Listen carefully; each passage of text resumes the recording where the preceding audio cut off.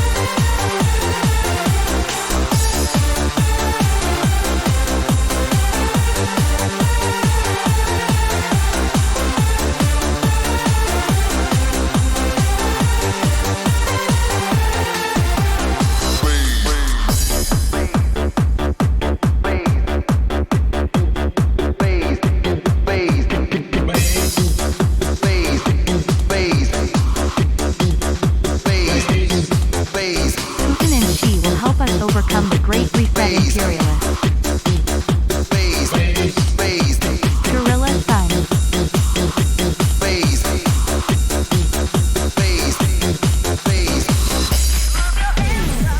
Shake your body to the right and feel the rhythm. I feel the rhythm of the night, so move your hands up. Shake your body to the right, you got to vibe. The dance will play every night. Move your hands up.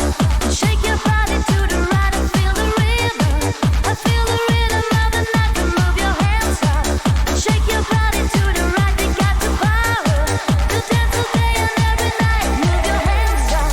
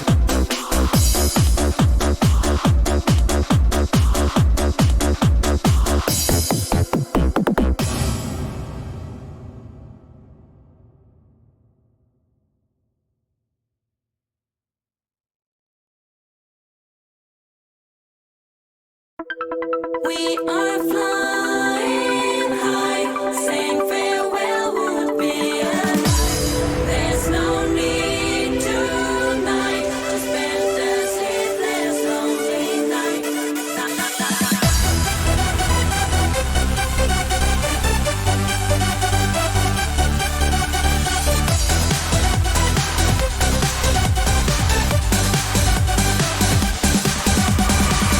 Passing by, you couldn't make it through the night until the morning. You say goodbye. Oh, now, darling, maybe you will come back on another day. Until that go away with the wind that takes you now. We are flying high, saying farewell would be a lie. There's no need tonight to spend a sleepless lonely night. We are flying high, there's nowhere to say goodbye.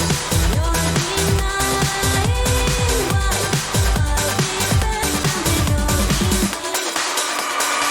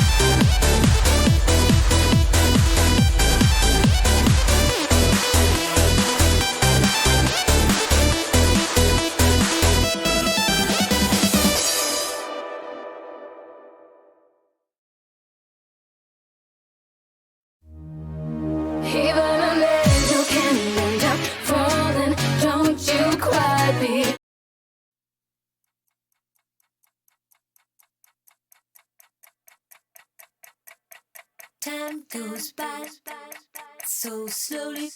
Time goes by so slowly. Time goes by so slowly. Time goes by so slowly. Time goes by so slowly. Time goes by so slowly.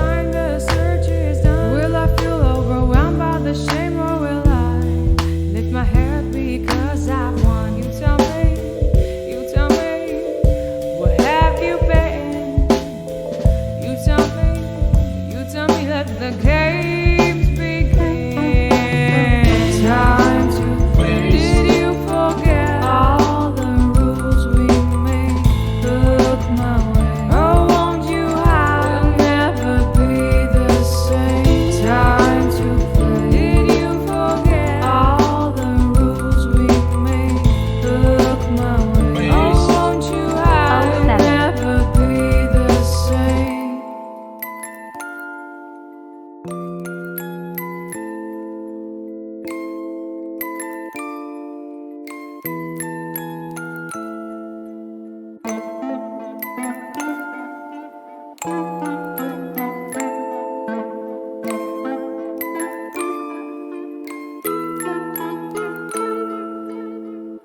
Rethinking our time. Is it yours or is it mine? My patience is gone. Save time and spit it out. Your proposal to rethink it all and start over is foolish enough. But for you to say nothing has changed blows my mind. Ain't that clear, my love? I'll tell you when it's all over. I'll tell you when I'm done. Time to play. Did you forget all the rules we made? Look my way. Oh, won't you have? We'll never be the same. Time to play. Did you forget all the rules we made? Look my way. Oh, won't you have? We'll never be the same.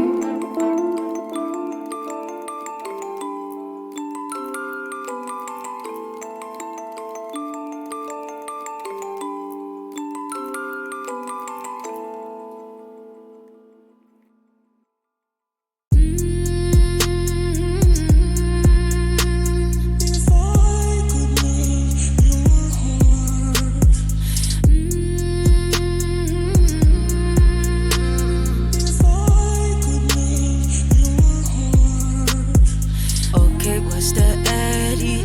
All the lights are flashing. I'm surprised I barely made it to 2 shots. I barely tasted red cups. I keep passing, rolling peaks and valleys. Better focus, concentrating to too much. I'm levitating. Open up the gates. I feel close enough to heaven, to go, to stay, to leave, to pray. Cast out in the rain. Guess they didn't like my confession. It's no mistake. I know it's just a bad. What's up, everybody? Don't blow my head, don't call me down. Don't text me back, don't call me now. It's something Damn, it's been a while. It's been a long time, an entire day.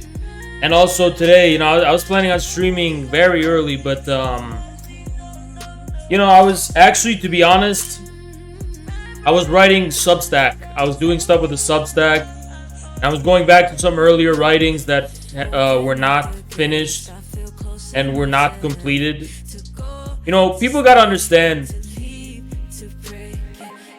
how I got into this shit in the first place, So yeah, I spent the day doing that. And then, today's stream's not going to be that long. It's not going to be that short. But we're not going to have any time for GTRP. We're going to get into meat and potatoes, substantive stuff today. Yeah, one quick thing too is that this week I'm going to get my passport because I'm going to Turkey. I'm actually going to Turkey.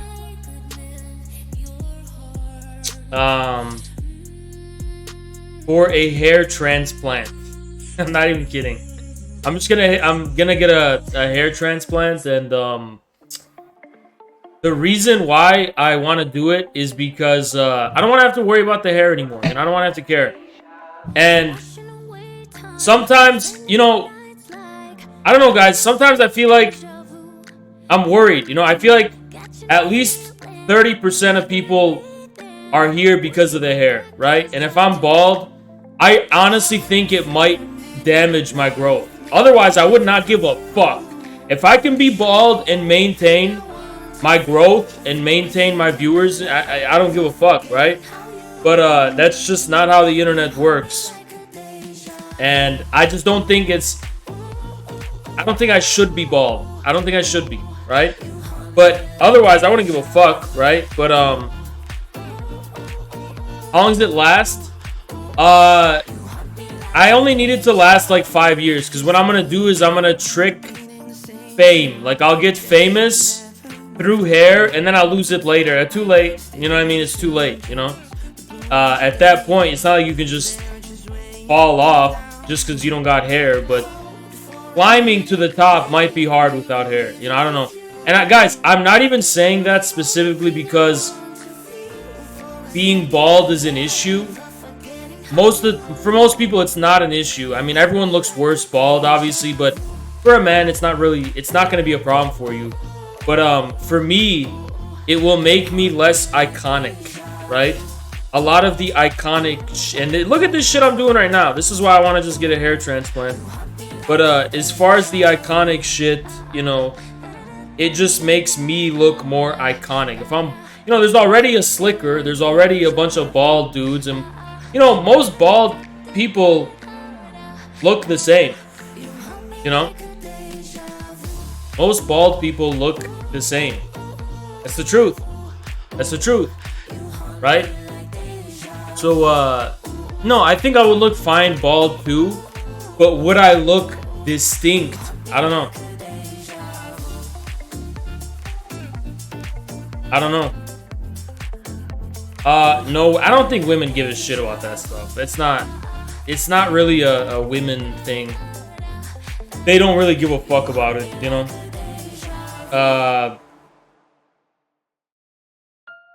Dodge Turkey? No, I know people who know people who know people. Trust me, I'm Middle Eastern. We got the connections. I'm not gonna be doing some sketchy shit. But and I don't need it to last forever. I only need it to last like 5 years. And then when I turn 30, I'll just be bald, whatever. I don't need it to last that long, you know? How much is it gonna cost? Oh, that's the thing. Is that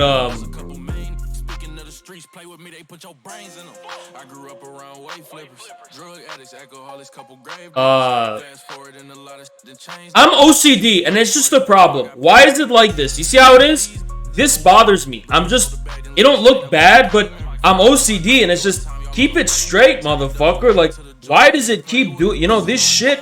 I'll literally spend 3 hours doing this. Like, why? I'm just OCD, you know? Alright. It keeps going up. I keep fixing it. It keeps getting fucked up. Alright, anyway. What was I saying? Guys, watch it. Watch it magically go up in real time. Okay? Anyway, like I was saying.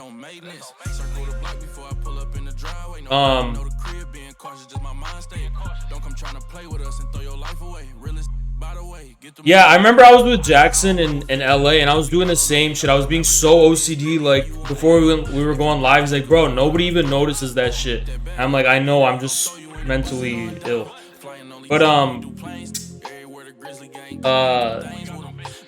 what was I saying?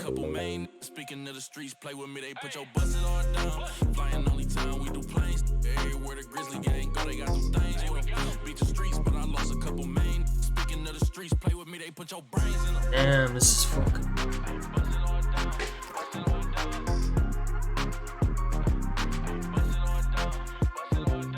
Hold on, give me 1 sec. I'm gonna fix this.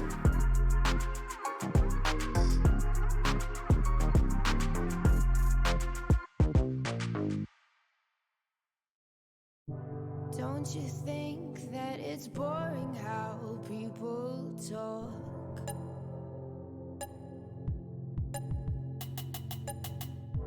Making smart with their words again. Well, I'm bored. Because I'm doing this for the thrill of it, killing it. Never not chasing a million things I want. And I am only as young as the minute is full of it. Getting pumped up on the little bright things I bought. But I know they'll never own me. Baby, be the There we go. I'm not dealing with bullshit today. I'm not dealing with nonsense. Alright.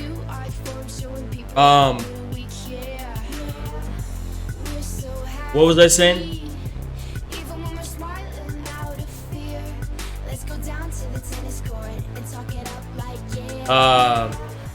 Pretty soon I'll be What the fuck was I saying again?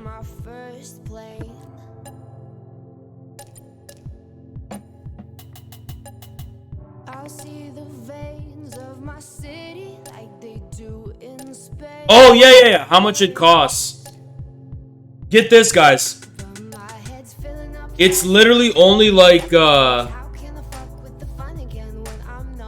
get this. It's actually crazy. It's like $1,500 total for everything, including the flight and everything. The flight there, everything. It's like $1,500. If you ask me, that's a pretty good deal, you know? That's a pretty good fucking deal, if you ask me. Yeah, that's just very cheap. That's why I'm doing it. You know, I wouldn't pay a ton for this shit. I would not pay that much, you know?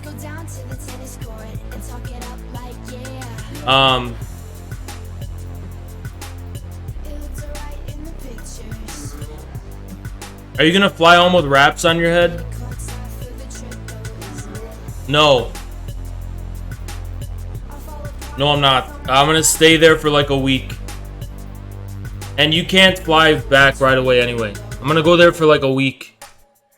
The only thing is that I can't go to the gym for 2 weeks. Which, yeah, I guess, you know, I can manage. I've never ever stayed away from the gym that long.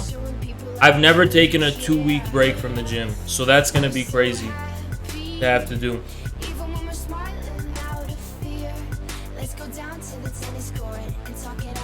Yeah, of course I'm gonna fucking stream there. Of course.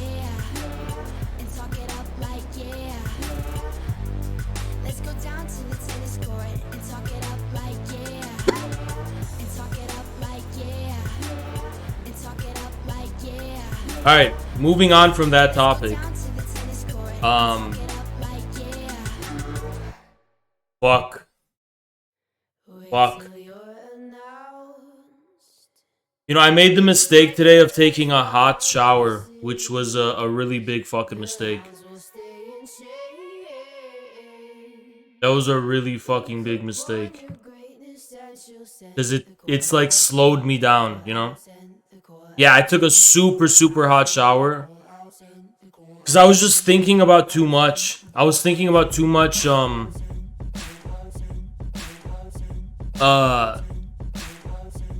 theory, you know? Like crazy.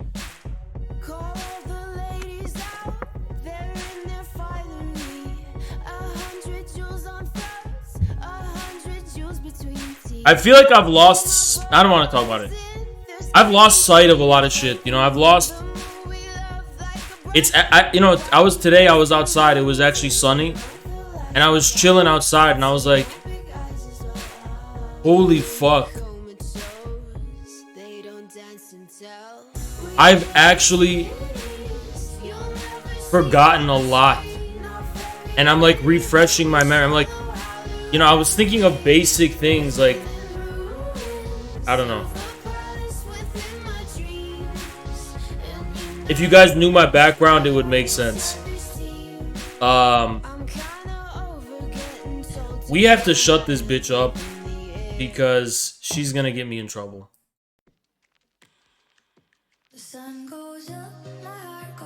I don't want this part to have to be muted. Alright, anyway,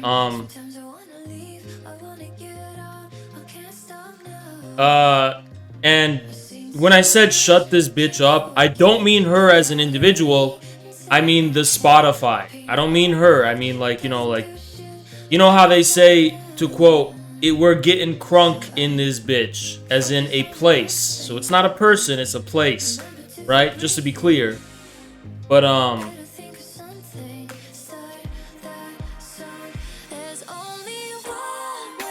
yeah, to be clear,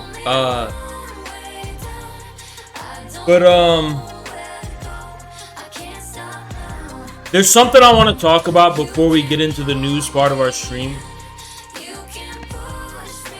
Which I think is going to be the whole stream, right? Covering news. But before I get into that, there is something I do want to cover. I look like I own a... Okay, guys, stop commenting on my fucking whatever. You're gonna like... distract me, okay? I have a problem with people who ping me. It's like every time I'm pinged, it's like you're assaulting me. I feel like I'm being assaulted, okay?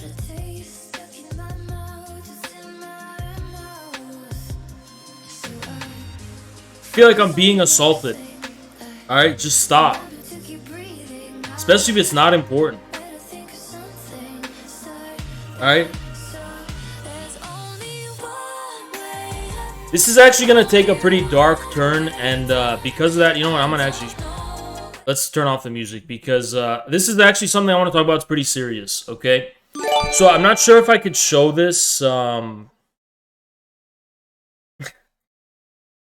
not sure if I can show this. Can you guys stop distracting me, for fuck's sake? This is actually a serious topic. Alright? And then this dude, how do parents feel about law school? What? And your account was created April 9th. And you know what I think, Twitch account 1986? I think you're a fucking pedophile. I think you're a pervert and a pedophile and a piece of shit. That's what I think. Yeah, I think that's exactly what you are.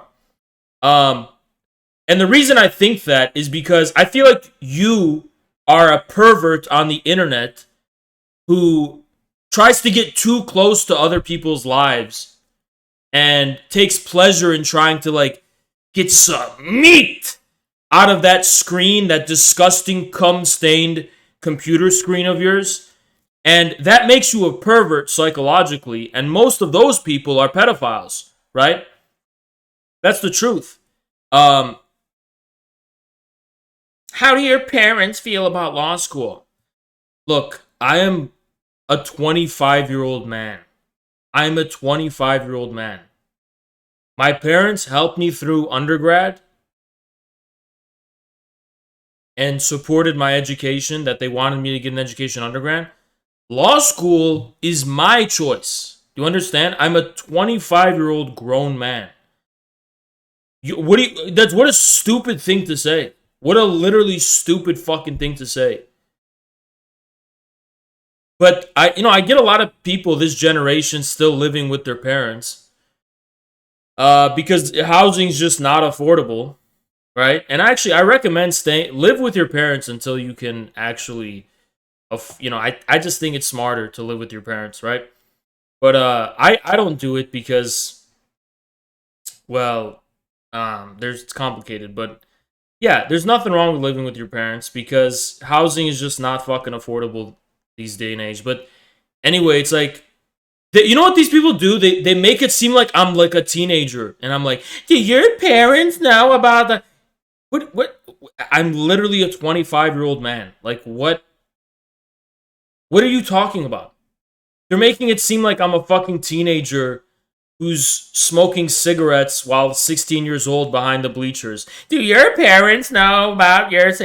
What do you mean? What do my parents feel about law school? Like, I think everyone's parents would prefer them to be professional, and they've made that clear to me, but they've also made it clear that no matter what I do, they'll respect it, right? It's after all, it's my fucking life, right? We back on topic? Yeah, we can. As you can see, I'm easily distracted today because took a hot shower and my mind is just a little discombobulated. But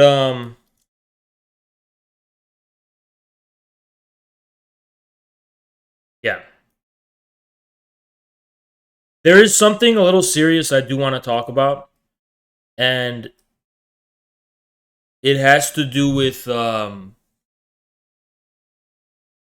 pretty sick shit that I saw on Twitter. And I'm actually not sure if I'm allowed to show it because I don't know what the TOS is when it comes to like showing. It's not anything TOS, but so this was a Twitter account, and they have, they're an admirer of Italian fascism account, right? Where they have like the Mussolini pictures, and they have the Twitter icon of a fascist, and they said, the bio is national syndicalist, Italian nationalist, anti-Marxist, anti-liberalism. right? Just to give you, full disclosure, they do self-identify as a fascist. I'm not. People are like, Haj, you're denying that. I'm not fucking denying that. Okay, they do self-identify as a fascist. Whatever. That's an internet LARP ideology, and that's a LARP ideology because the name is literally 1922, right? So that's like that has nothing to do with anything real in 2022. It's literally like, imagine if someone made a fucking account of like the Holy Roman Empire or some shit. It's literally the same thing, right? It's absolutely, completely fucking divorced from any contemporary context, right? But let's just assume that that's not even true and it's real, right? So the person made a post on Twitter, and they said, "This may be my final post. I just took an irreversible decision, and we will see the results in a few hours. I am going to nap for now. I may see you all later. If not, may fascism live on," and it's cliche. But anyways, talk to your loved ones about mental health. So that's what they said. And they were, pretty much implying that they had made an irreversible attempted suicide. And I guess they posted this on Twitter because, I don't want to speculate. I don't know who it is, but people usually do this because, when you don't have any human connections in your life, you tend to go on the internet to just reach out and just, say, you just want people to know, right? Because you want just some kind of human connection. And it's just this really specific thing that characterizes the current generation and the current era with all the internet and shit like that, right? So, that's that's really sad. Obviously, sad is a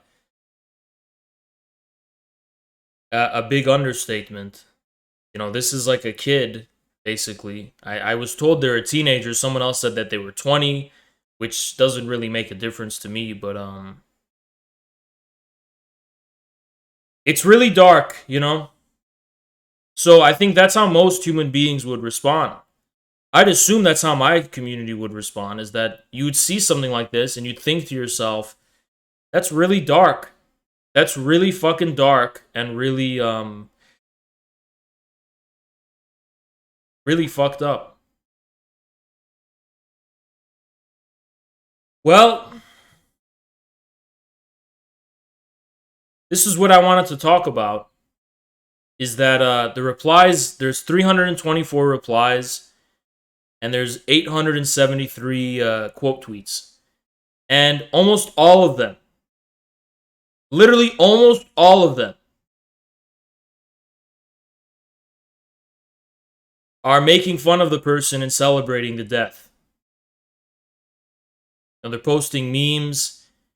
You followed your leader. They're posting Mussolini dying memes, and they're posting all this obscenity, and,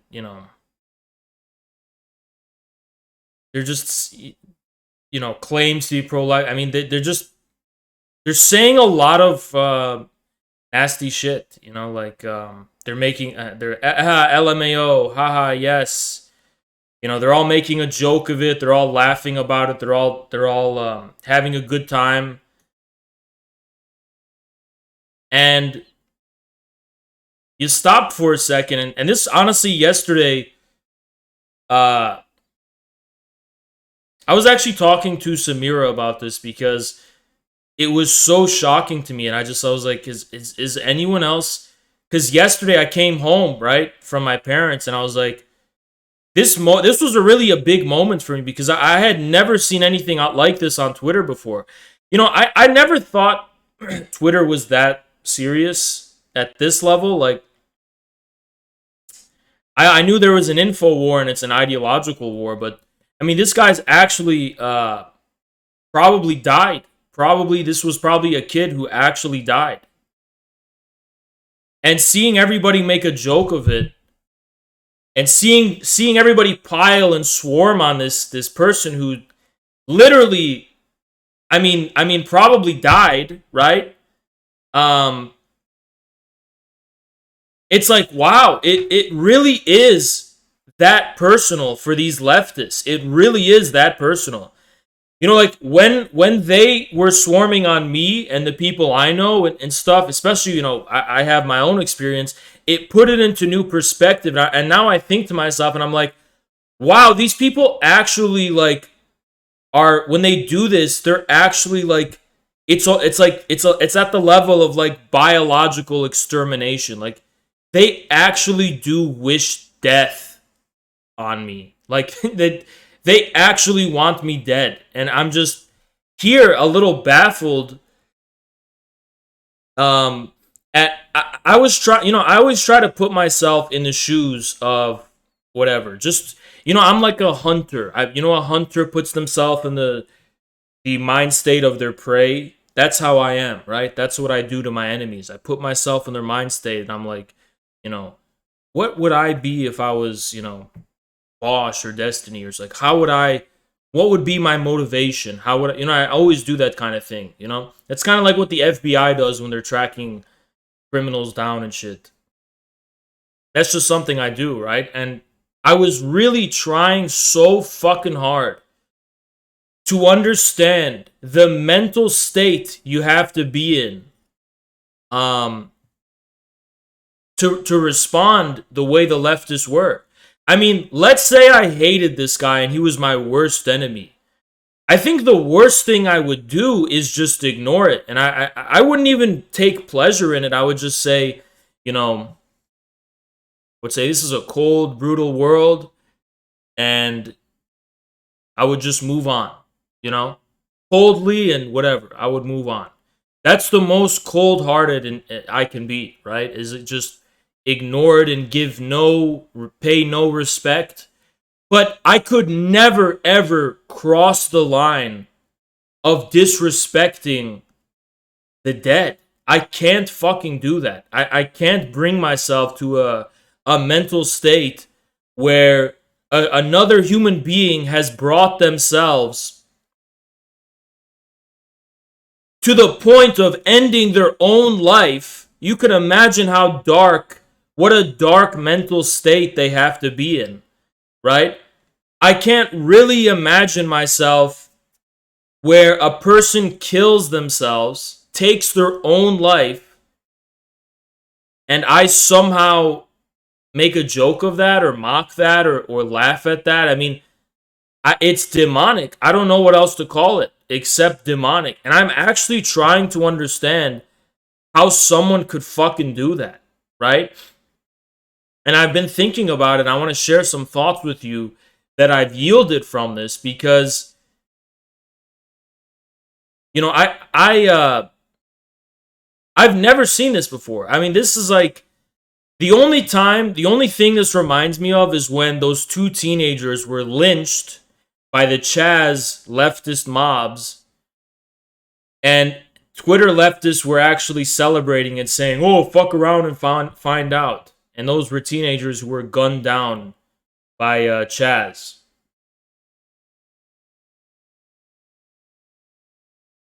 And that's the only thing it reminds me of.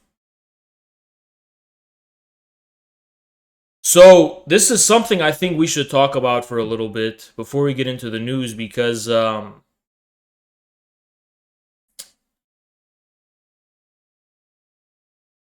I've been kind of on this thread for years, right?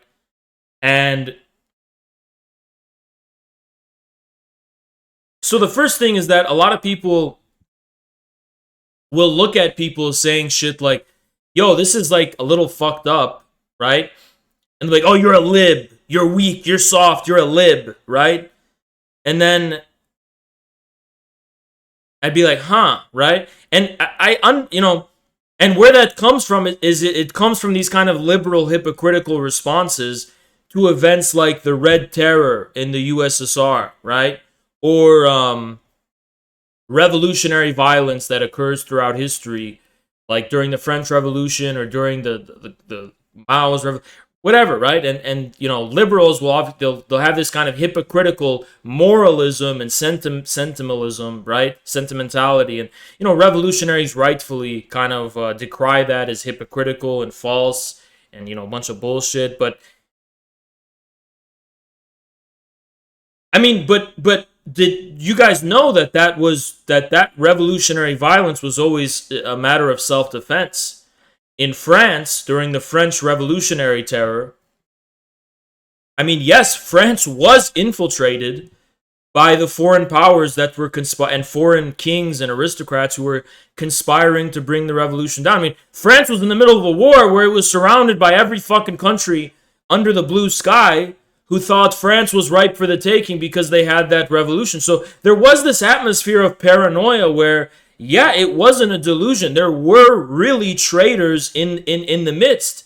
And then you also had this other issue where these revolutionary officials were super corrupt and were abusing their positions, and they were being brought to justice. So it's like, that's a very tense, tough spot that they were in, right? And where it was really a matter of life and death. And then in the case of the Bolsheviks, right?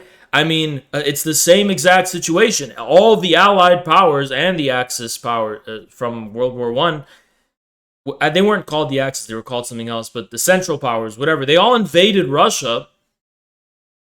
And yes, the counter-revolution was very brutal, and it was a matter of self-defense by peasants. And there was horrible terror on the ground of vengeance killings and all this stuff. But I mean, but here's the thing, is that a lot of people don't know this, is that the people who took part in most of that terror were the peasants on the ground. They were vengeance and they were being mobs and stuff. But communists were supposed to be the ones who were, you know, that would kind of keep excesses like that in check, because you know better, you're more educated, you're supposed to be more moral, right? Felix Dzerzhinsky, who was appointed as the head of the Soviet Cheka, the secret police, he was chosen because he was among the most moral and upstanding of the Bolsheviks, who had the most sensitivity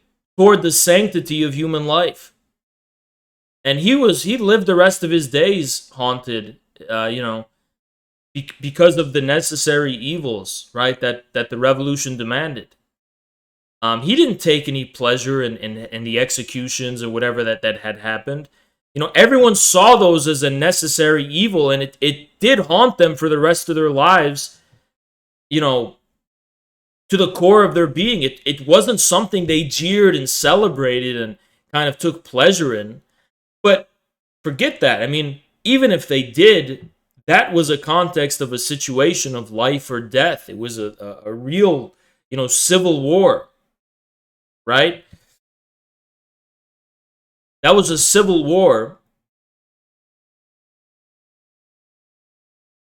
you know, where, yeah, shit was, it was a political revolution. I mean, yeah, it was a real shit that had happened, right?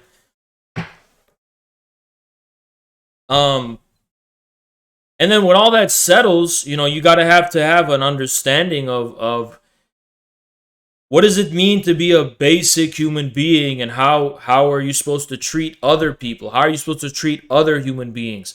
How are you supposed to, you know, engage and coexist with people who disagree with you? I mean, these are all questions that had to be resolved under communism, and were resolved. I mean, Mao discouraged, you know, when students, Red Guards, came to Mao and they said, you know, someone wrote on the chalkboard that long live Chiang Kai-shek, down with communism, whatever. And they were like, this is a big problem. And Mao said, no, that's not a problem. That's his opinion. And if you take such issue with him, you should hold a discussion with him so he can explain to you why he has that view, and you can explain your view. And that if you can't persuade him to your view, that means your view is weak. You know, so that's the kind of mentality that the leaders of the communist states were promoting. They weren't promoting this view that you should be intimidated by people who are ideologically opposed to you. You should, should be confident enough in your own ideology, right? Can you guys shut the fuck up about the French elections for a minute? Because I think this is pretty serious, And if you don't think it's fucking serious, get the fuck out of my chat. I have never seen this before in my fucking life. I have never seen someone on Twitter go on that website, say that they are about to take their own life, and be met with the response that they were fucking met with. So this deserves some examination and some reflection. I've never seen this in my fucking life.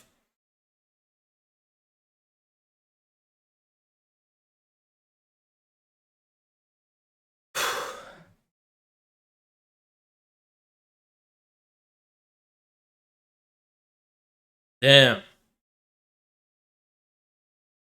Damn.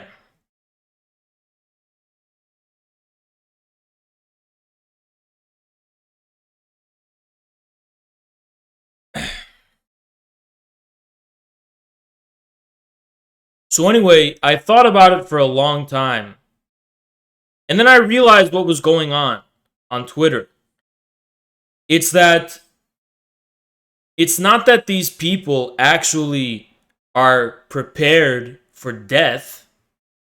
What would these leftists do if this person's corpse was laid before them? And their mother's tears, and they saw all of that, right? They had to go to the hospital to see a mother witness her son dying. How would they feel, I don't think they would be tough enough to be able to maintain the same composure that they had. Are these leftists really ready to die for, this ideology? Are they ready to kill people because of the ideology they have? No, they're not. They're a bunch of fucking pussies. And these are liberal Starbucks sipping, pieces of shit who have never had their feet held to the fire in their whole fucking life. But on Twitter, they can go play with people's lives like this because there's a screen separating them, right? Antifa has killed many people. Granted, yeah, you're right. I mean, I don't know if that's true, but I know that they do have the capacity to kill psychotically, like killer clowns, which is how... But most leftists are not like that, you see. That's a minority of the super mentally ill ones who they all cheer on as champions. And if you go look at the Chaz mugshot, which I'll show you right now, and guys, I want this to be it's not even just a joke. I want you to check out, the types of people we're dealing with, right? I mean, it's just insane, right? These are people who were arrested for rioting and violence. I don't know if I can even show the one on top because they have the burn victim. I can show you these ones. And, this is what they look like. This is them. I don't know why the fuck Chatterino's fucking up. This piece of shit. Give me this fucking second. Let me fix this piece of shit, Chatterino. Stupid fucking piece of shit.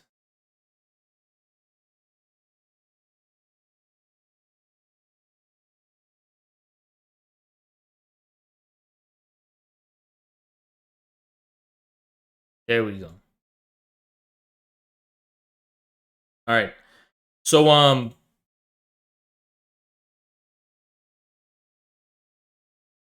as I was saying, this is what the people in the Chaz mugshot actually look like. And hold on, let me get it.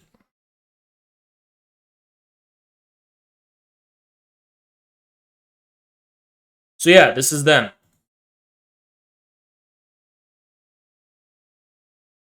All right, and so these are the types of people who are killing and doing all that really wicked shit, right? That's these type of people.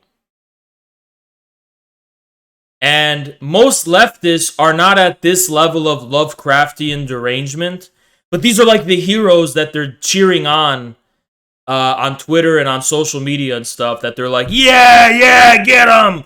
But like, it's like these are like the holy people, right? These are like the anointed, sacred warriors of the left who take upon themselves the derangement and insanity of committing the horrific, criminal, depraved acts that the Twitter leftists are kind of preparing themselves to, but haven't yet. Johnny_the_commie tipped $3.33. When you say we are dealing with very satanic people, it goes way over people's heads. Oh yeah, I know. I that's why when I say satanic and demonic, I really think people kind of get lost in the hyperbole. It kind of trivializes what I'm really. I think, it has a trivializing effect where people just don't really appreciate. I mean, that this is, at least, let's just say, very fucked up shit we're dealing with here, right? At least very, very fucked up shit.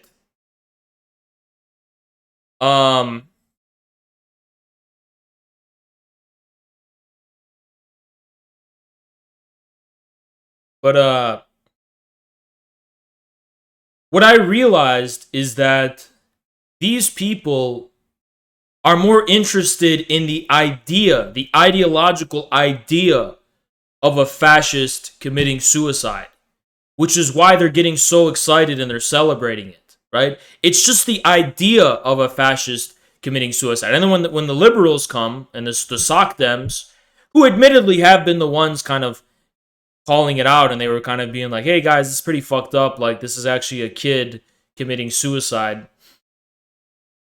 They're like, oh yeah, that's just typical lib response. Why are you upset that a fascist is killing themselves? So what you have going on is that what got lost in translation somehow, and this is the most charitable analysis or response that I could give, but what got lost in translation is that this isn't just the idea of a fascist killing themselves. This is an actual teenager or a human being on the internet who just so happened to adopt this pretty fringe LARP identity. But, behind that is a human being, right? I mean, like, yeah, they've adopted this LARPy aesthetic of posting pictures of Mussolini and shit, but, behind that is an actual human being, right? That's I don't know if that means anything anymore, but it's a person who probably has a family. They've got a mother, they've got a father, they've got a life, there's actual humanity there, right? Like before you can label them with a specific fucking ideology or with a specific idea or with a specific identity, they're just here as a human being, right? It's just a literal human being, right? And they're probably dead now. And people are celebrating this, right? I just don't really think people really appreciate that this is very real, right? It's not just an ideology. It's not a video game. It's not a fucking movie or a novel. This is actual real fucking life. You're talking about a person actually dying, and you contributed to that, right? I mean, if they didn't do it already, the response, I think that would be more than enough for a person to tip them over the edge. The responses they were getting, that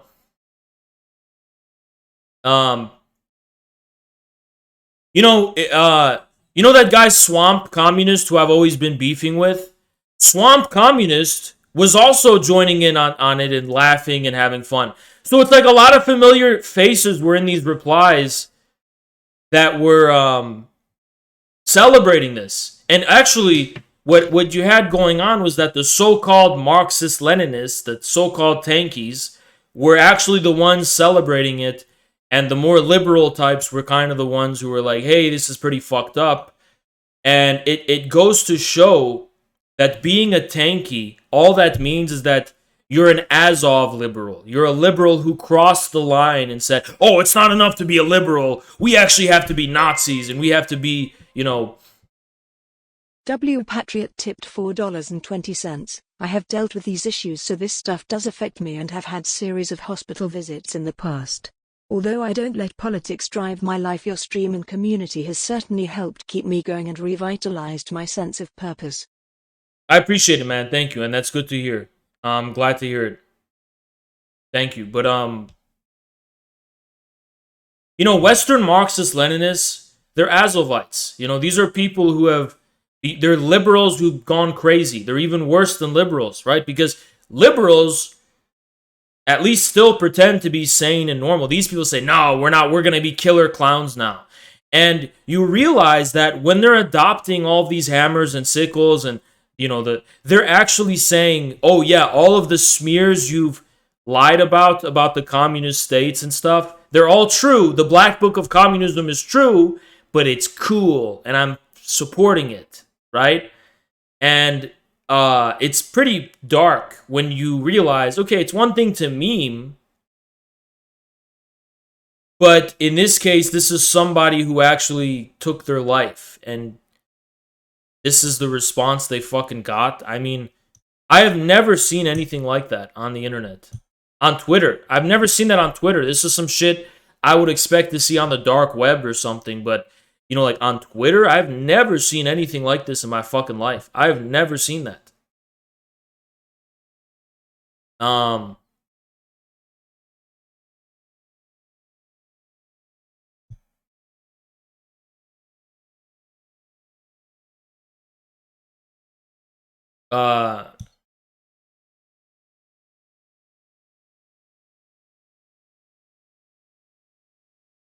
You know, it's even if you hate this person for whatever fucking reason, let's say this person has wronged you personally somehow, like they stole your whatever, they stole your life, and I don't know, they stole your fucking car or something, right?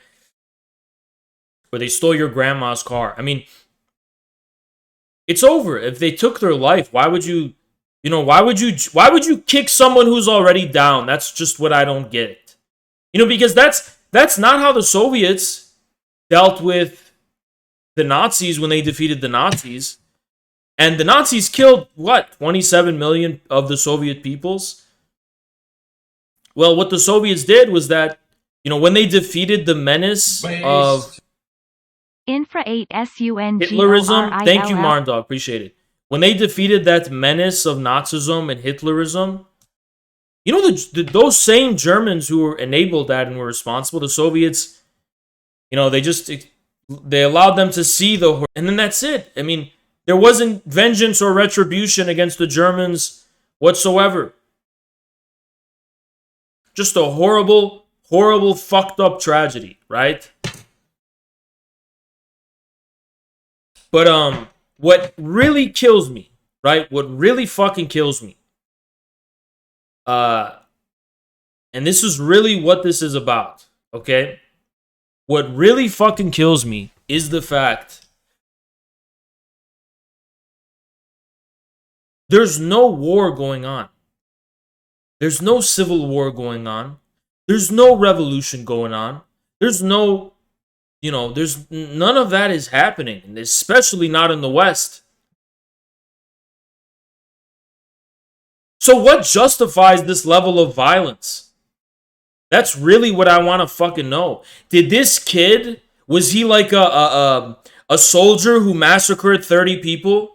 Was he like an infamous enemy combatant who, you know, this is like a big strategic victory somehow, and it's going to allow the red forces to... I mean, what really fucking justifies this behavior? Because last time I was concerned, as far as I knew, even during war, communists wouldn't act this way. They wouldn't deal this way with enemy combatants and people they were actually engaged in a fucking armed struggle against. And this is just some guy who, happened to post the wrong fucking pictures on Twitter and took up the wrong fucking ideology on Twitter. And you're actually going to sit here and fucking, you know, while their mother is in tears, you're going to celebrate this kid taking their own fucking life? What the fuck in you allows you to fucking do that is what I want to fucking know. What is it inside of you that allows you or enables you to even have the feeling to do something so fucking sick and so fucking depraved? That's what I want to fucking know. Have you ever experienced or felt any fucking shame in your life? This is all a fucking joke to you? A literal person who fucking died, that's a joke to you? You think this is just a video game or a movie or something? Could you actually stand before that fucking corpse and still say the same shit that you were saying? I really don't fucking get it. And I actually do think it's criminal. And I would like to see these people locked up. I would like to see some justice happen. I would like to see these people face some charges for saying the shit that they've been saying. I'd like to see them fucking locked up.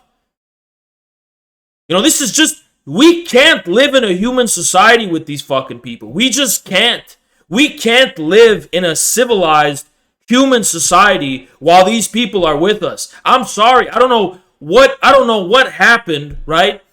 Well, I do know what happened, right? Because people don't have any sense of any type of underlying humanity anymore. And that's really fucking scary. We've just all been reduced to our ideology or our ideas or our identity or our presentation, but nobody seems to give a fuck about the fact that, you know, there's actual humanity behind that screen.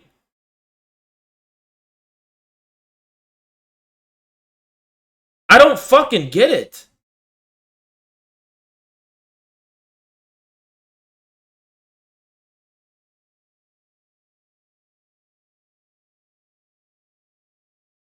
Look at this guy. Look at this sick, demonic piece of shit.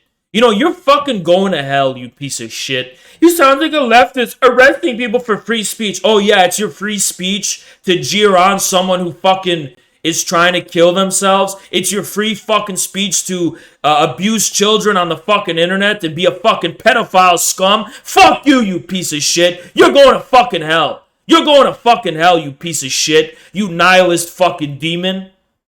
You nihilist fucking demon. You're going to fucking hell. That's your free fucking speech, you fucking cockroach. You anti-human piece of shit.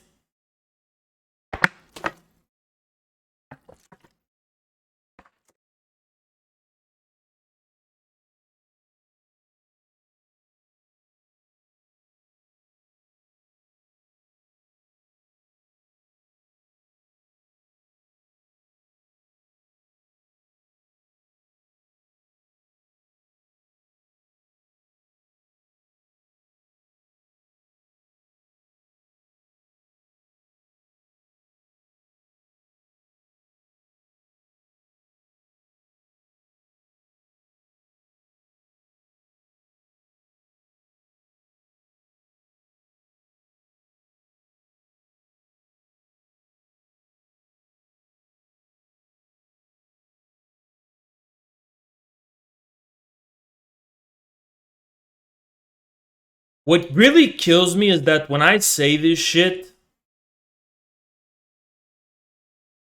what about when people praise the death of a soldier? Is that comparable to?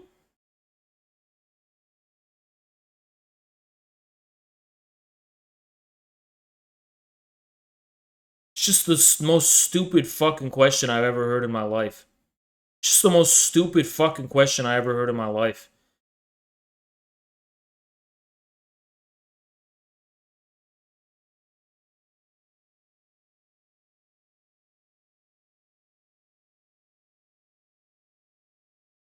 People are asking me like I'm a fucking sheikh.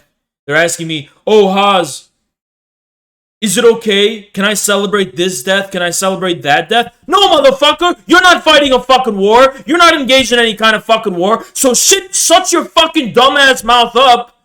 And why don't you respect human life in general? And don't open your mouth and be a sadistic piece of shit. Is that so much to fucking ask for you? You're living in fucking America or Europe. You're not fighting in a fucking war. You're not part of a people whose people are fighting a fucking war. So stay out of it. What are you jeering on anyone's death for? Are you a fucking tough guy?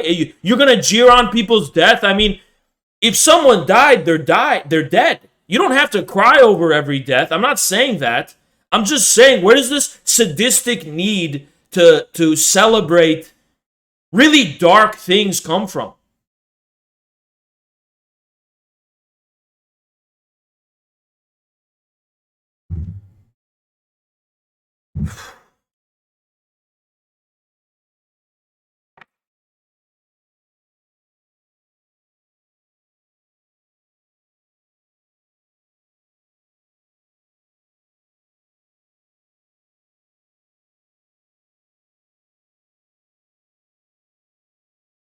Based. Thank you, Dakar.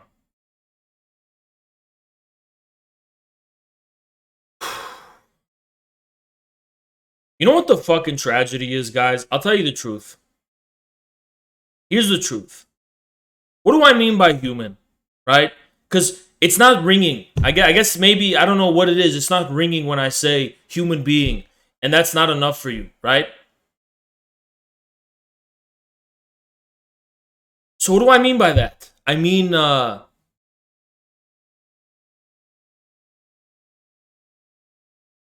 do I mean by fundamental humanity? I mean the fact that we're all crucified in the same fucking way. We all are human before we're an idea. You know, in order to give expression to an idea, we have to expend something comes from something that's not an idea. Something is material, right? Before we can even use our bodies as a vessel with which to give expression to an idea, we have a body first. We drink alcohol, we're all gonna get drunk just the same fucking way. We have drugs injected, it's gonna have the same fucking effect, and it doesn't matter what ideology you have.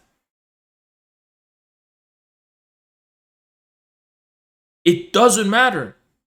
MK Ultra, psychological terrorism, doesn't care what ideology you have, by the way. It works on all of us just the same. So at this fundamental level, we are all vulnerable human beings.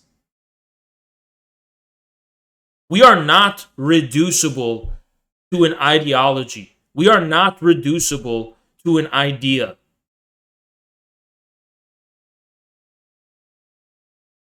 There's something in us that comes before all of that.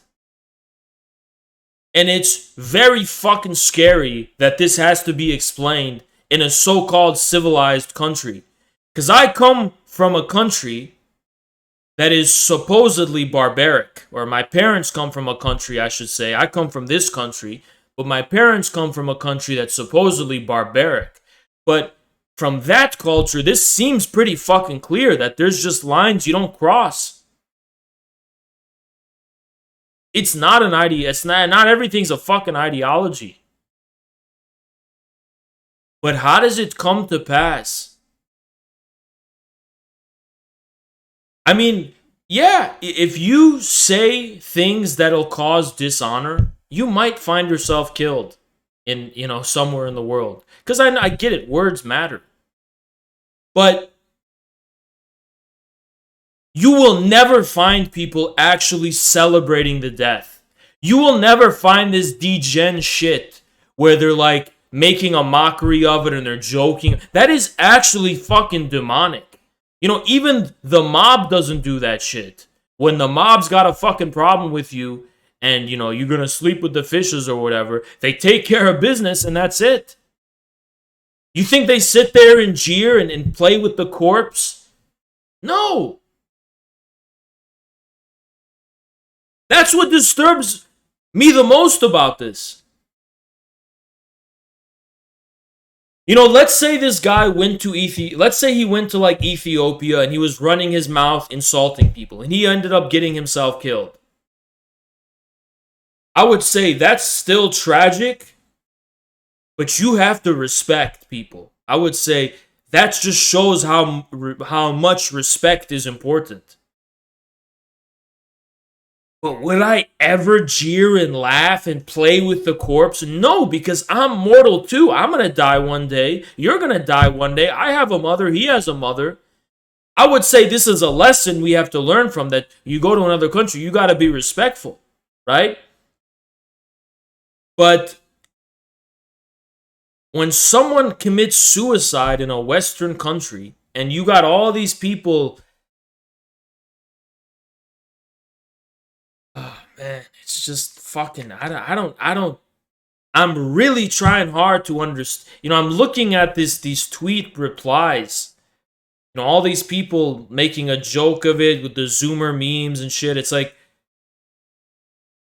especially the people who are like making it an ideological thing. We're like, yes, the enemy combatant died, and they're showing Mussolini hanging up down. And, I hope this is what's happening right now. They're all taking pleasure. They're very, very clear that they're happy about this. And,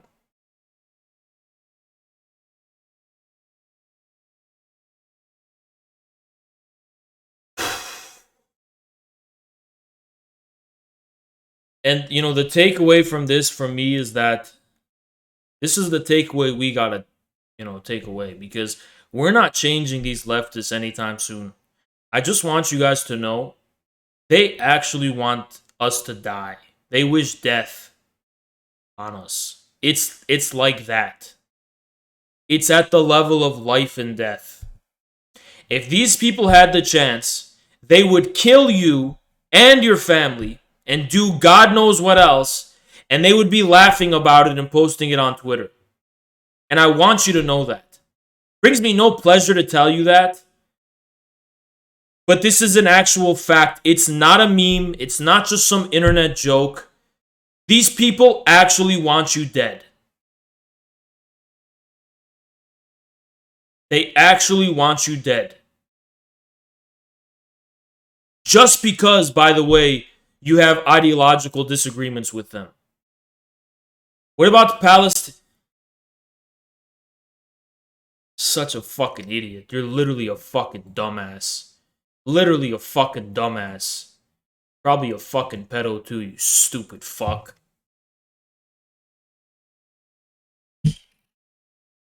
Here come the devil's advocates. Here come the fucking devil's advocates trying to lawyer their way around justifying this. Because you're a sick, disgusting fuck in the core of your being. You're a sick, disgusting fuck, and I don't want to live in the same society as you. And I think we should campaign for laws to be passed for people like you to be locked up for life. Because I genuinely think you should be separated from society if you're going on the fucking internet and celebrating and jeering on a fucking teenager to actually take their life. I think you should be locked up and separated from the rest of society like a fucking animal. That's what I think.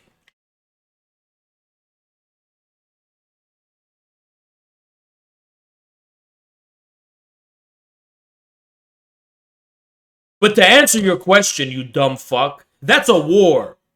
That's a war. This is just somebody who's expressing some difference of ideology. And do they have a different LARP identity so you have the right to take their fucking life away and make a mockery of human life because they have a different LARP ID? What crime did he fucking commit? Was this person a rapist? Was this person did he kill people? Was he responsible for anybody's death? What did he actually do to deserve this treatment by a bunch of strangers who don't even fucking know him?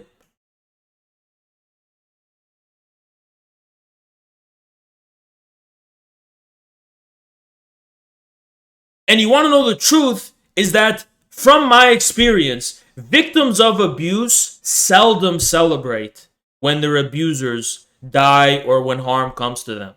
From my experience, victims of abuse are just utterly traumatized, and this is what makes it so fucked up about the fact that, like, something was taken away from them forever. A victim of sexual assault or something like that. They don't... I've rarely ever seen cases where even they aren't being brought relief when death comes to the person who committed the offense. As much as I think, by the way, that that's a just outcome. it doesn't bring them any consolation. It doesn't take the scar away. Based. Infrared rising. Thank you, Thorns. And I believe in, by the way, I believe in Old Testament justice. So I'm hardcore. Don't get me wrong.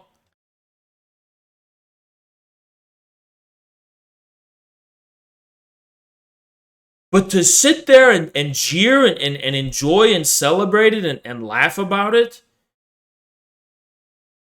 I can't bring myself to the mental state to think of you as anything more than a fucking demon. You're a fucking demon. You're a scumbag. I actually think these people on Twitter who were doing this, they're murderers. That's what I think they are. I think they're murderers. I think we should think of them as murderers, and we should always, we can't legally penalize them for murder, but that's how we should view them, and it's how we should treat them. They're murderers. You see a person in real life who did this, you should spit in their face. A mother loses her son, and this is how they respond? Like they're above life and death? Like they have what it takes to confront death, the death of another human being? You stupid fucks. Soldiers who go to war to defend their motherland, to defend their homeland, for life are haunted when they have to take a human life.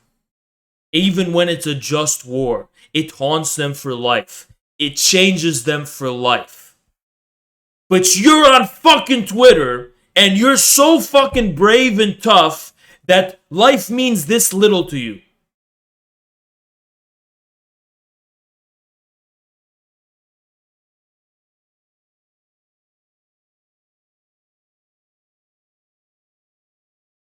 I can't fucking believe it.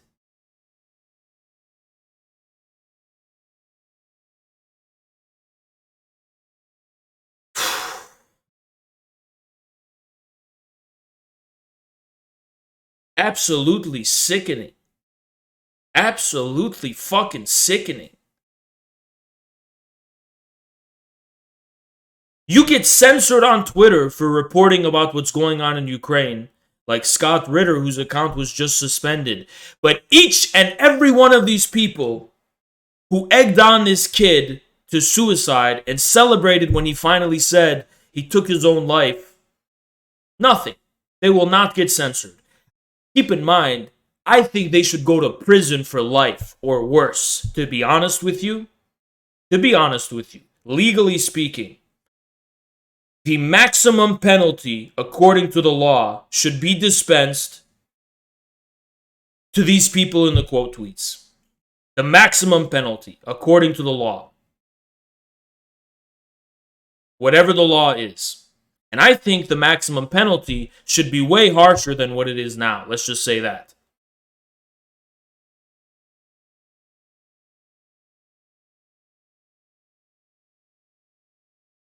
We need to get to a point, and this is what I want to tell my community, where you need to get to a point where you can somehow coexist with people who disagree with you ideologically, while at the same time retaining a sense of fundamental humanity toward others.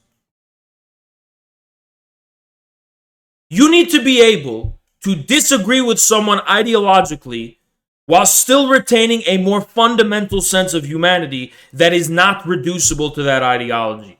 Now, I understand politics can get ugly, and America may be headed down a political civil war. So one day, ideological differences might mean something. They might actually mean something where it is a war, and you can't really complain if you when identifying with a specific ideology might be like identifying with a gang color in a wrong gang territory. So I get that. But we are not in that state right now. Thank you so much, Ghost Girl. Appreciate it. Thank you. Appreciate it. She keeps trying to... I tried to get even with her subbing, but she keeps trying to make me in debt to her, but that's okay. Thank you. Appreciate it. But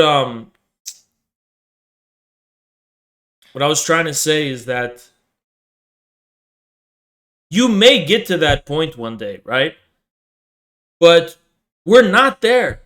We are not fucking there. We're nowhere near this. So if some kid on Twitter is adopting this LARPy, nerdy identity of Mussolini, fascist, whatever, I mean,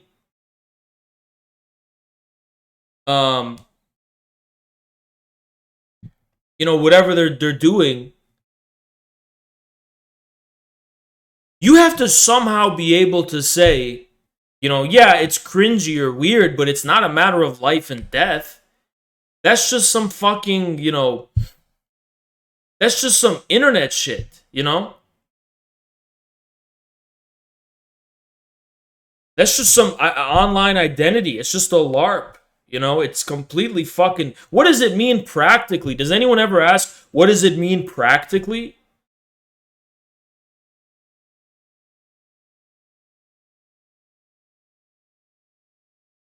Can I put you guys into perspective and rein in on this fucking absolute psychopathy? Can I actually rein in and give you some insight on how fucked up what we're dealing with is?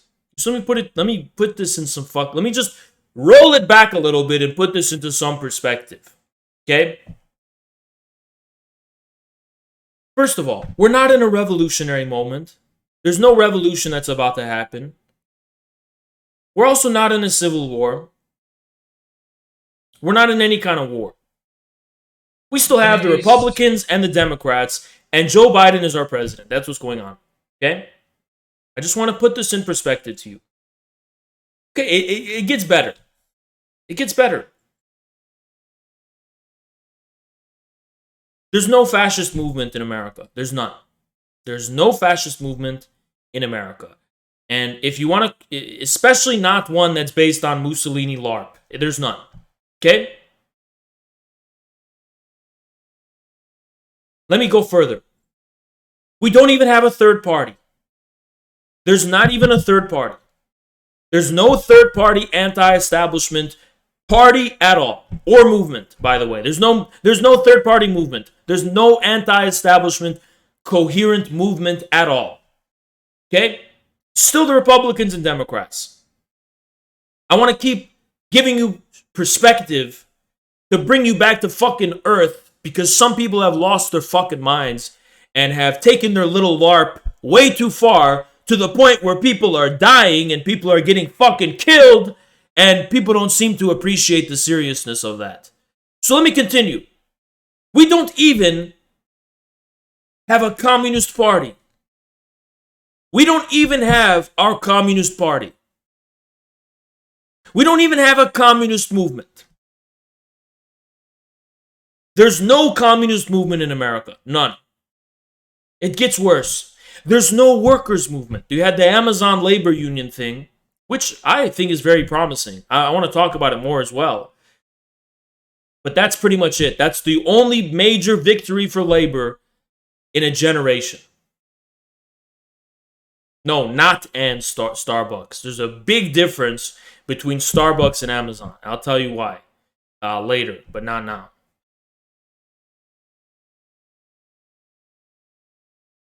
So, to be clear,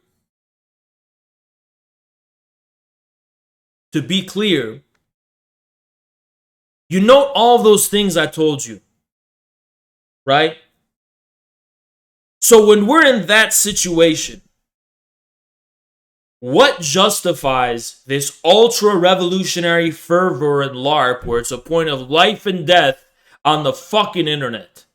Tell me what justifies it. Oh, I've conditioned myself mentally to be ready to kill, and I'm indifferent to human life. Yeah, I'm gonna cheer it on. Yeah. Where's that coming from? Because it's not coming from reality. Because in reality, we don't even have a third party. We don't have anything in reality. So where does that fucking come from? Where did you get this passionate, revolutionary fanaticism from? Where did you fucking get that? It's because it doesn't translate anywhere in the real world right now. Nowhere. Where are you getting this from?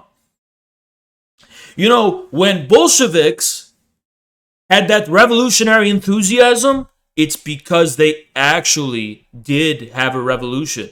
That passion they had was justified by what was happening in the real world. It was real. It was a real thing.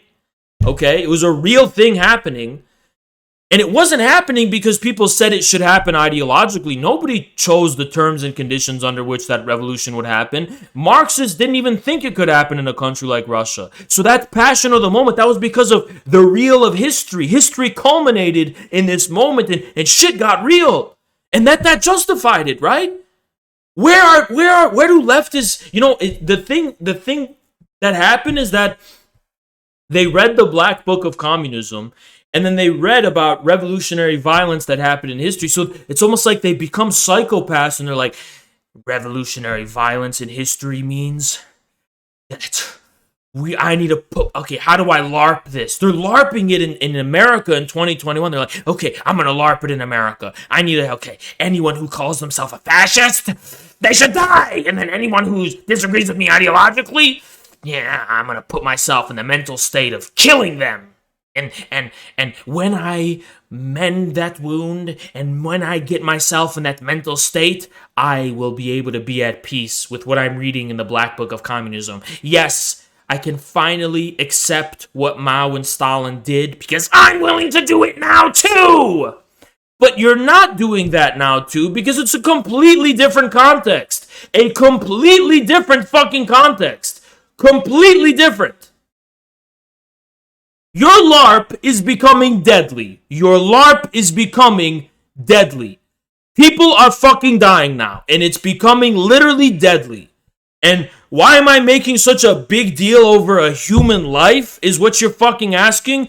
Because that's a human life who died over ideology, apparently, or whose life is being mocked purely because of ideology. That's why I'm fucking talking about it. And before people say some shit like, Haas, you never talk about when leftists commit suicide. You're right, I don't. Because I never, ever see those people being met with the response that this person did. Ever. I never fucking see it. I never, ever fucking see it. Can I debate you on this? Yeah, go ahead. Get in my VC and debate me on this. Go ahead.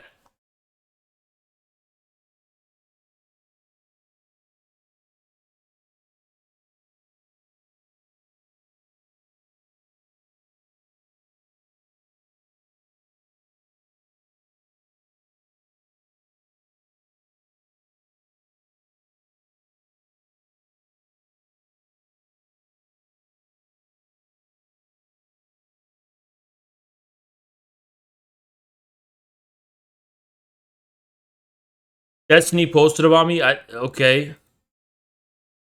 Why do people think my real hairline is secret? Okay, it's all on you. It's on YouTube. It's not like This is the first time I've had hair like this. Why do people think it's a fucking secret? Okay, I'm not gonna give this any attention. It's completely irrelevant.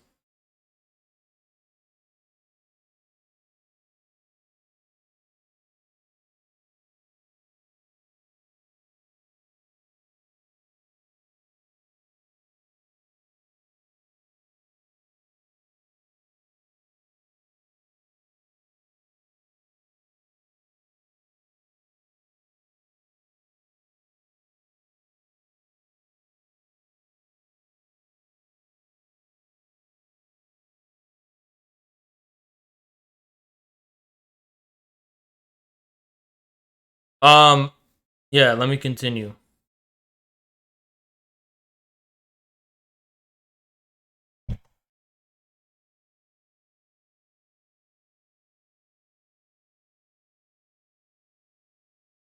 Just backed out of the debate. Yeah, whatever.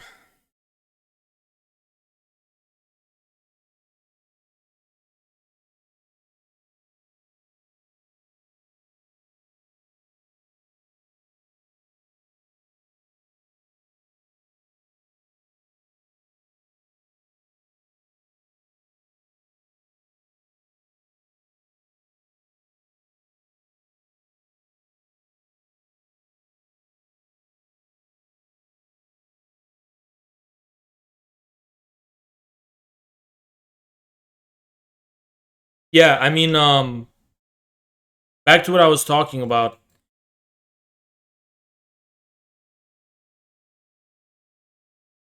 I feel like this deserves more attention. I feel like it deserves more attention. I feel like this should provoke something. Like, shouldn't this provoke some self-awareness? Am I the only fucking person who thinks it's insane? I feel like I'm the only fucking person who thinks it's insane. I mean, this kid is probably dead. They're probably literally dead. Okay, their last tweet was, "You guys got your wish. It's been about 30 minutes. I'm falling asleep now. Best wishes to you in your life event. If you gate me, have a good one, brother."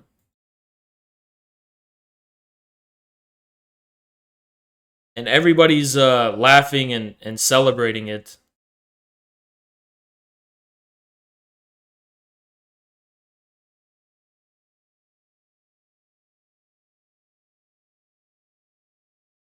Ah.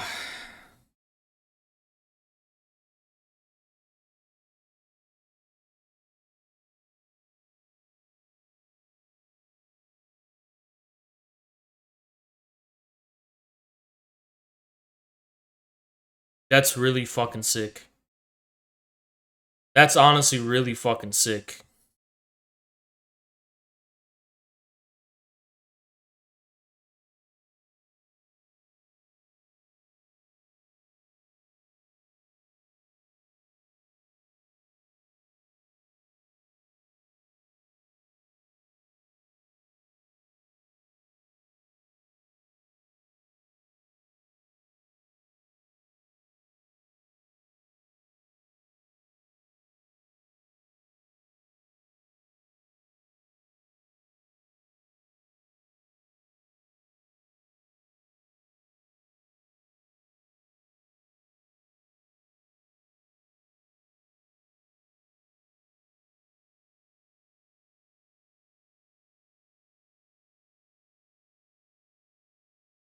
I know Jackson was telling me that the other day his stream was there was some really sus stuff going on.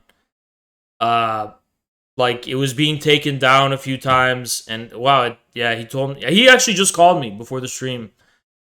Um, that's crazy, but I think he's at an event. Here we go. This guy, dude, that's a fascist account. You know, I'm just gonna give you the benefit of the doubt and assume that you're a child. I'm assuming you're like 14 years old. And I get that you think that this is a game and that this is like some kind of like that the everything you see on screen is just fiction. It's not real. I'm telling you, this is real life. That's a real.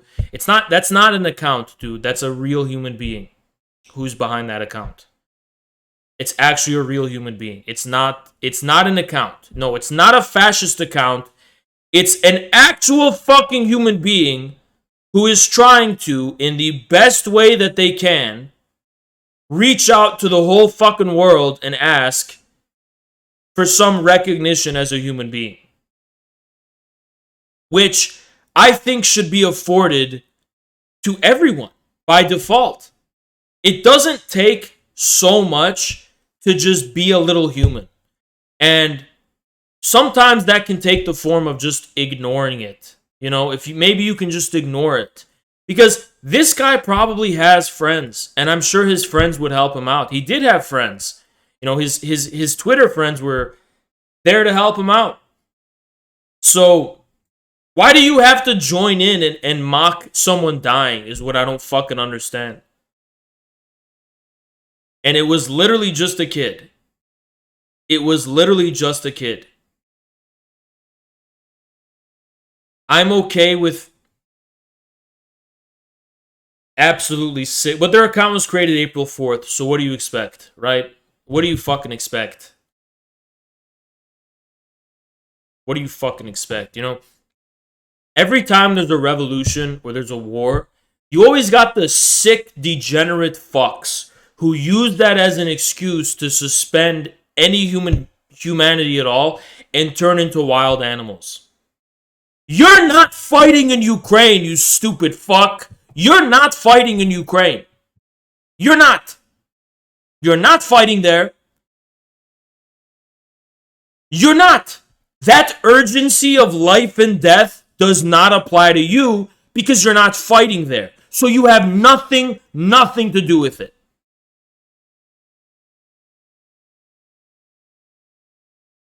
Your family's not there, none of that. So when you sit here and say, oh, I think a pro-Azov Twitter account should get the rope,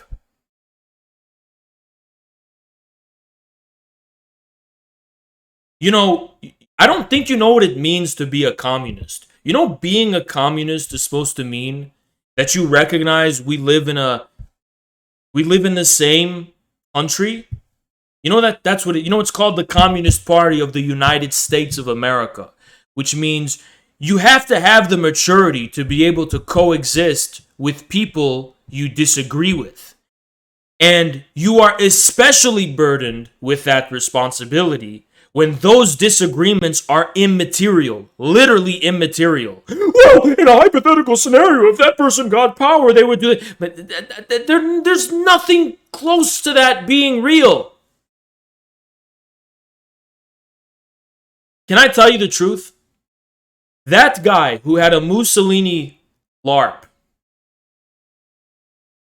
there is no material difference in the real world right now between him and someone who calls himself a communist. There's no material difference. There's literally no material difference. There's none. It has no meaningful reality at all. It doesn't mean anything. It means literally nothing. There is no material difference. Now, if you're part of a terror cell like Atomwaffen and you're doing shootings, then yeah, there's a difference because someone is killing people and violating the law, and that's the significance. But if you don't have things like that, and it's literally just someone with a different fucking ideology and opinion as you don't get to have the passion of a real war when there's nothing materially real going on.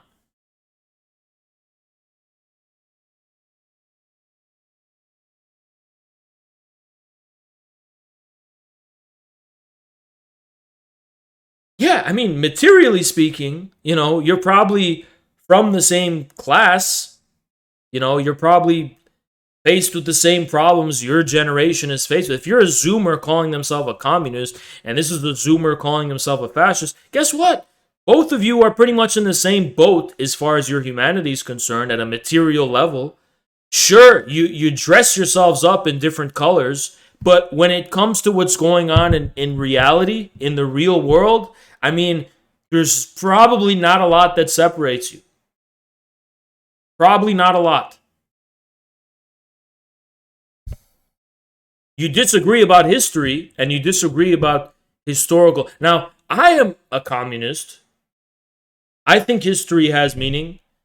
I have a very total view of the world and history. And, you could tell me, Haas, in the year 646 BC, who was the good guy and the bad. And I'll have a position, right, on everything.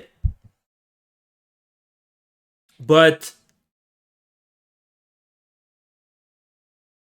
that is not a matter of life and death, to the point where I feel like that doesn't give me the right to take people's lives because they disagree with me.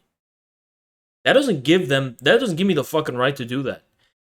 If I'm correct, then the burden is upon me to convince others that I'm correct. And if I can't convince them, I either have to move on or I have to ask myself why I can't convince them. But that doesn't give me the right to fucking take away other people's lives. Ideology has never, ever justified violence. Maybe with the exception of the Cultural Revolution, where the Red Guards, that shit, it did get very real and excessive. But guess what? That's why they put an end to it, because they took it too far, right? But beyond that, ideology has never been a justification for communists to engage in acts of violence. Never. Never. It was always the class struggle, class war going on, a real revolution going on, a civil war, your country being invaded by a foreign power. It was always things like that. It was never about ideology. Ever.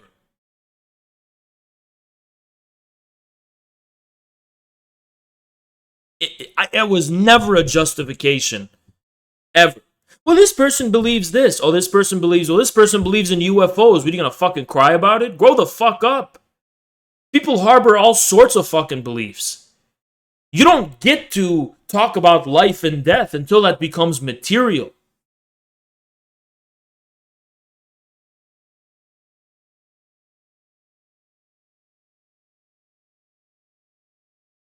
But these people want to LARP. They want to LARP as the Italian partisans, and they want to LARP as, revolutionaries, and they want to LARP as this and that, and it's just absolutely fucking pathetic. It's just absolutely pathetic.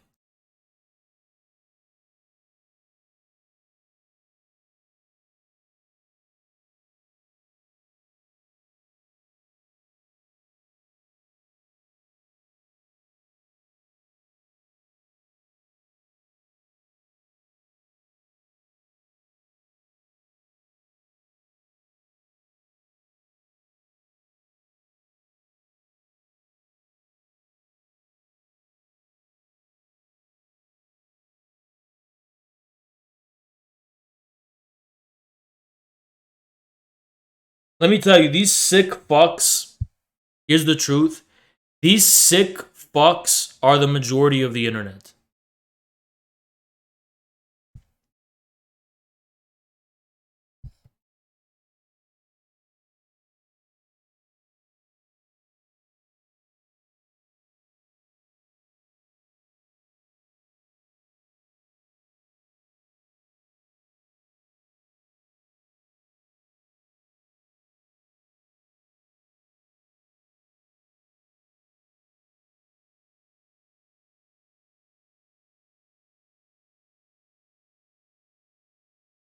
These sick fucks are the majority of the internet, you know? And you gotta take away the lesson, guys, is that this is the majority of Twitter. This is how it stands as the majority. I want you guys to make a promise to me, okay? Make this promise to me. If you ever need help in your life, if you ever have a problem in your life, please, never, ever, ever, ever, ever make that public, or go on the on Twitter, or go to the public, because these people are really sick and depraved. I mean, I don't know. Maybe if you have no one to go to at all when you have a problem, I've been there before, but I'm telling you the truth, and this is just the sorry truth. It's literally at this point more healthy for you to keep everything in and not talk to anyone than to go in public and reveal any weakness you might have.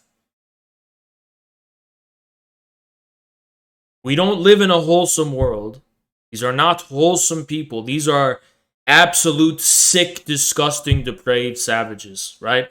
And I want you to always refer back to this tweet anytime you ever post on Twitter anything. I just want you to know that for these leftists, it's life and death. They want to kill you, they want to kill your family, and they don't care. Human life means nothing to them. They don't have any boundaries. There's no line they won't cross. And you have to understand that while these people appear human, they're not human. They're not human. These people they're animals. They're literal savage animals, right? And you got to understand that. These are actual fucking animals. These are wild animals. You know, you got to understand that we have this prejudice in us that we think, like, if you go on the screen, you go on Twitter, there's going to be some humanity out there. No, there's not. You know, because we're raised with the news, and we're raised as kids watching TV, and, you know, we're on the internet, and just generations being raised on the internet. All of their sense of humanity and morality and everything, it's coming from the screen. But what you got to understand is that That screen is there to kill you. At the end of the day, that's what they want. You say, what do they really want at the end? They want to kill you. They want you to die. They want to exterminate you.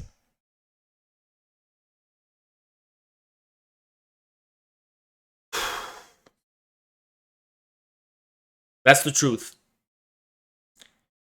You're not going to find humanity on the screen. You're not. You're not going to find it from me, by the way.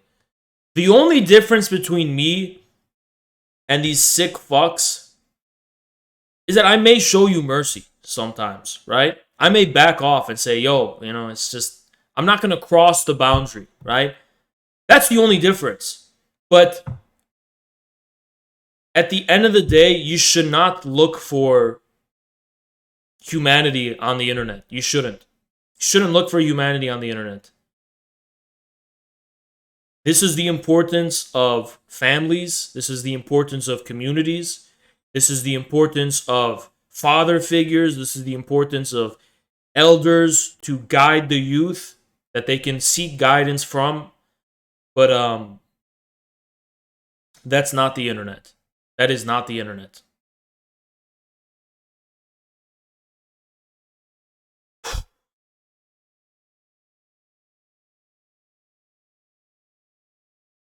But I'm looking at these replies, right?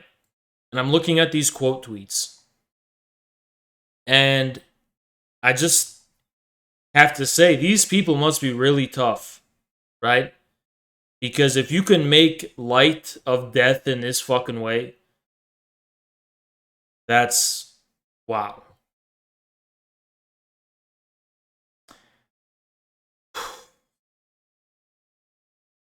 That's just wow.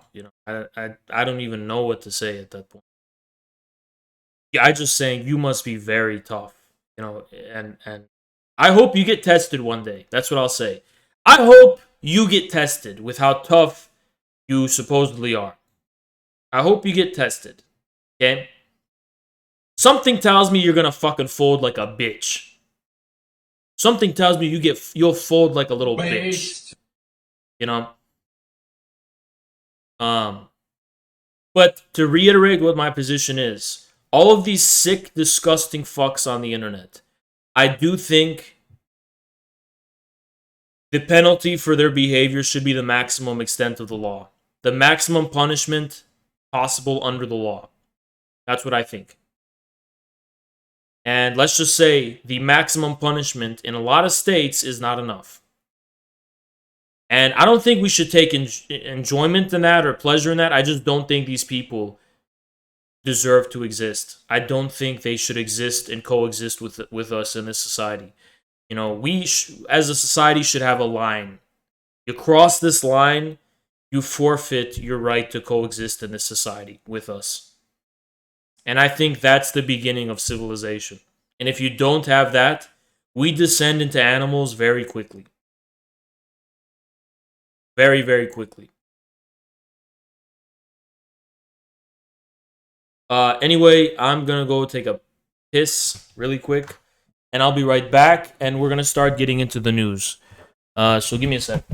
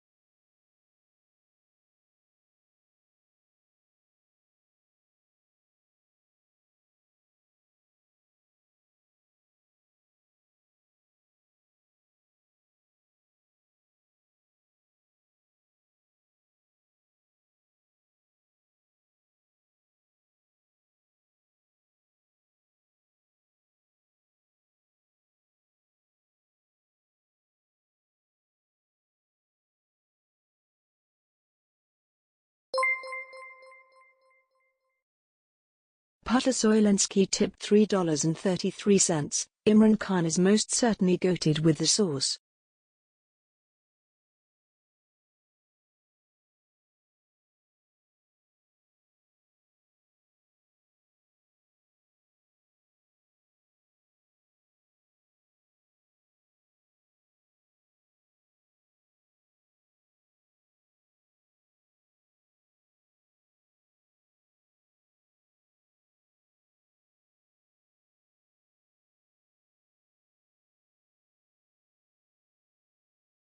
Let me grab. Give me a sec. Let me grab some protein.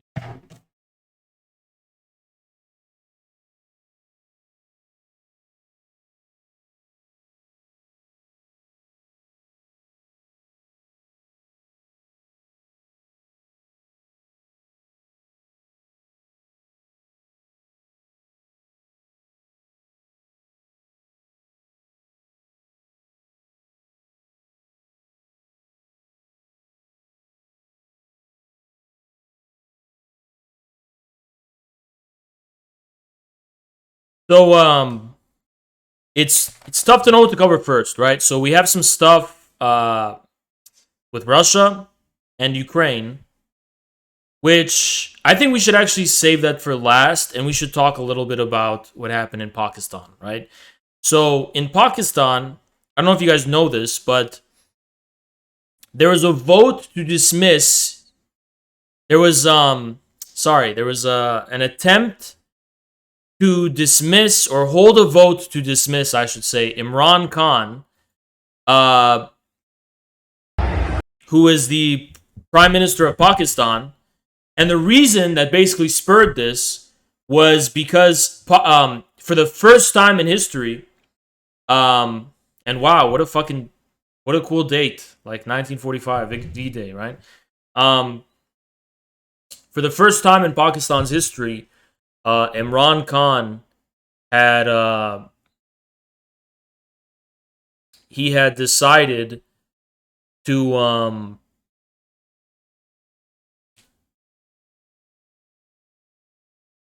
assume a kind of like non-Western stance toward Russia. Now, if you don't know the history of the Cold War, the idea during the Cold War was like India was closer to the United States. Pakistan was closer to the United States. India was closer to the Soviet Union, right? But, so I mean, it's really unprecedented for the Prime Minister of Pakistan to assume a pro-Russian position, right? Mr.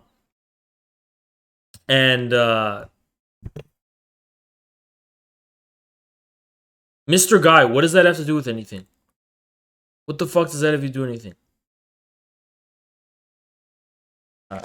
Puncho, why do you guys act like you've never seen my real hairline before? Haven't I shown it to you a bunch of times? Haven't I shown it to you in LA? Didn't I show it to you last year? It's never been a secret. You act like this is the first time you've ever seen me do my hair like this.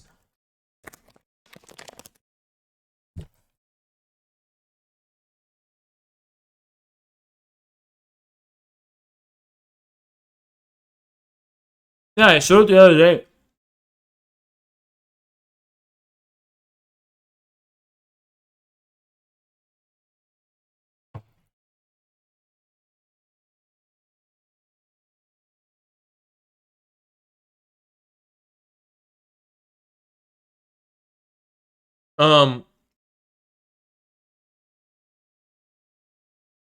So Imran Khan refused to condemn Russia's special military operation and refused to get on board with sanctions, and even went to go meet with Putin, right?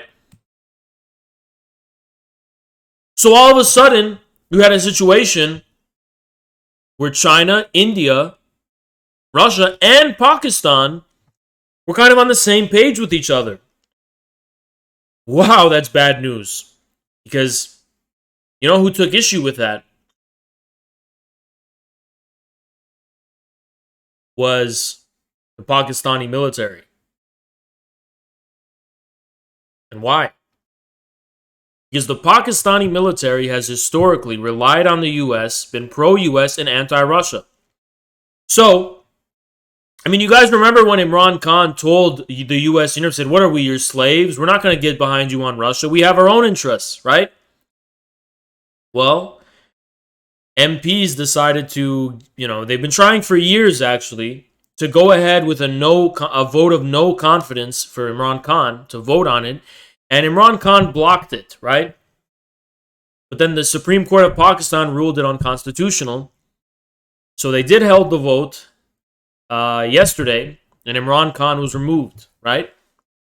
And everyone can see that this is a foreign conspiracy to unseat Khan because he decided to take a sovereign and independent foreign policy stance in the first time in Pakistan's history.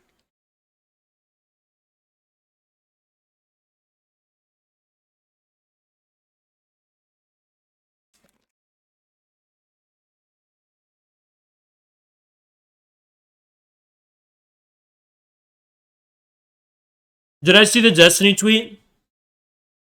No, is he live on Twitch? Let me check his Twitch so I can see what he's saying. Destiny. Enter. I can't find his channel. Yeah, I can't find his channel. I don't know. I don't know what to tell you.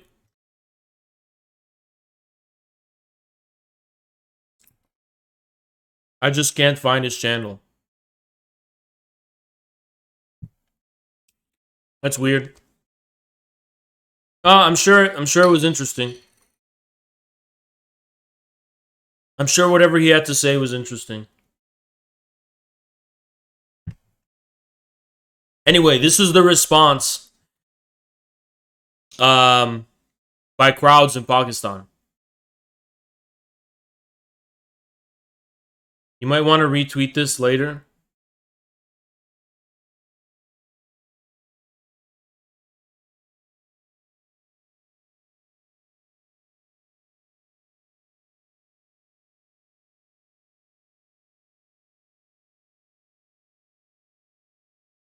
Tariq, I get that. It does add a little bit, but it's not even important.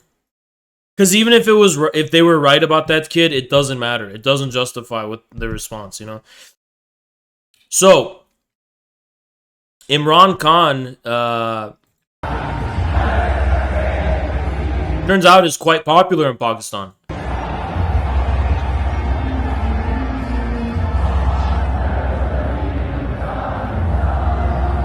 So people came out in droves in a show of support for Imran Khan. What is this, Chulo? Who the fuck? Someone stole this from me. Let me make sure there's no TOS on it.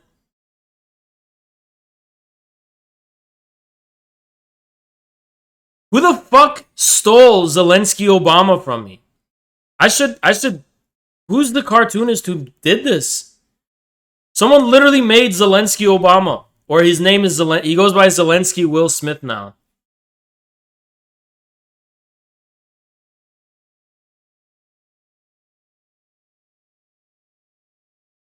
It's literally Zelensky Will Smith. It's literally him.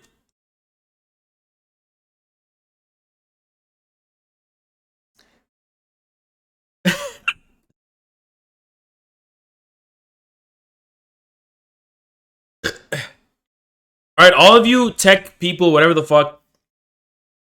We're gonna make this an emote. We're making this an emote.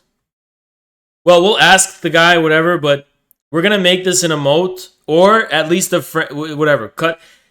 At least a Discord emote. Okay, cut this out. Get rid of the speech bubble. Just cut out the frame. And this is gonna become iconic. Because this is the perfect representation of Zelensky Will Smith.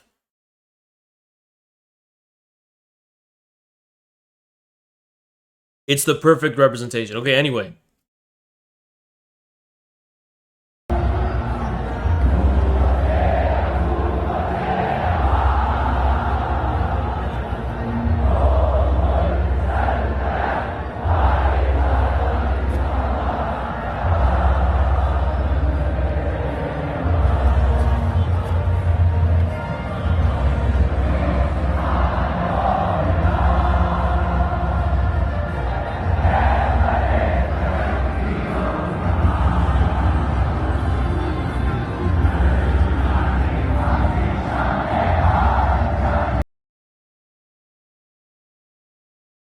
Oh shit, you can't see.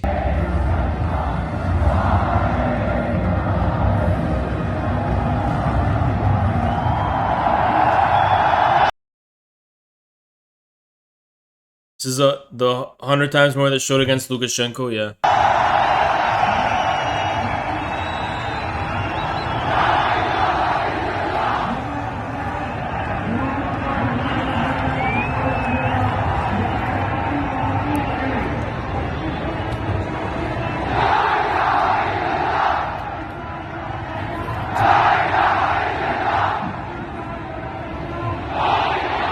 So what's crazy is that the US has successfully prevented, or so they think, right? Pakistan. I mean, imagine if relations between Pakistan and India got better in a multipolar world. And the US wouldn't like that now, would they? Because keeping them divided helps the US's geopolitical interests in the region. And I do understand that Kashmir is a huge dividing line. And I am 100% in solidarity with whatever that means. But I'm against India's occupation of Kashmir. That's a unconditional red line to me, right? But all else considered, India still has, over 1 billion people that live there. So, it can't just be reduced to that.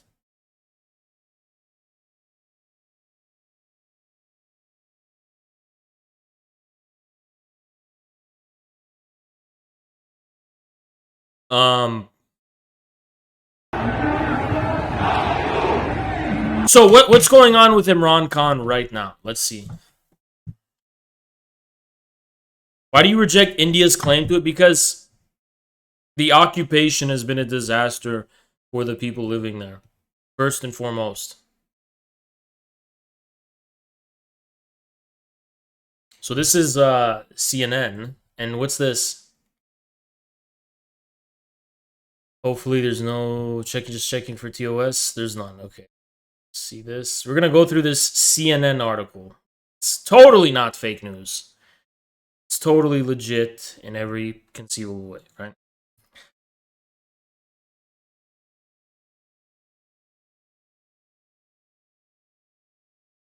Pakistan's prime minister has been ousted as the country's leader.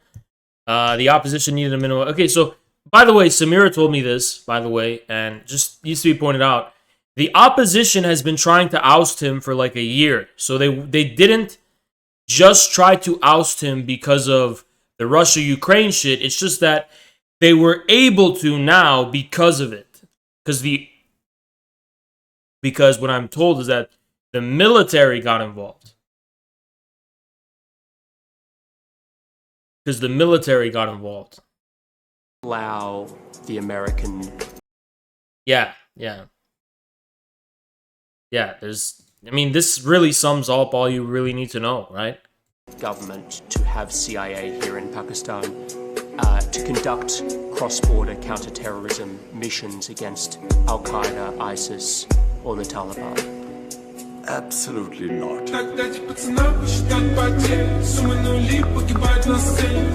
I mean, there you go. There you go. Let's watch that again. Will you allow the American government to have CIA here in Pakistan to conduct cross-border counter-terrorism missions against Al-Qaeda, ISIS, or the Taliban? Absolutely not. There you go. There you go.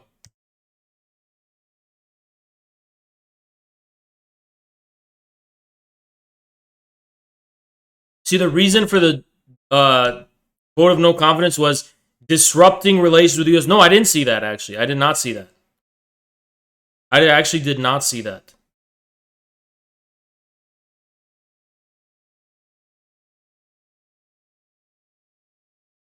Anyway, let's continue. The vote took place after Pakistan's Supreme Court ruled Thursday a decision to block the previous vote, no confidence against Khan over allegations of... So this is what it was. Allegations of economic mismanagement was the reason. And I think they've been trying to do that.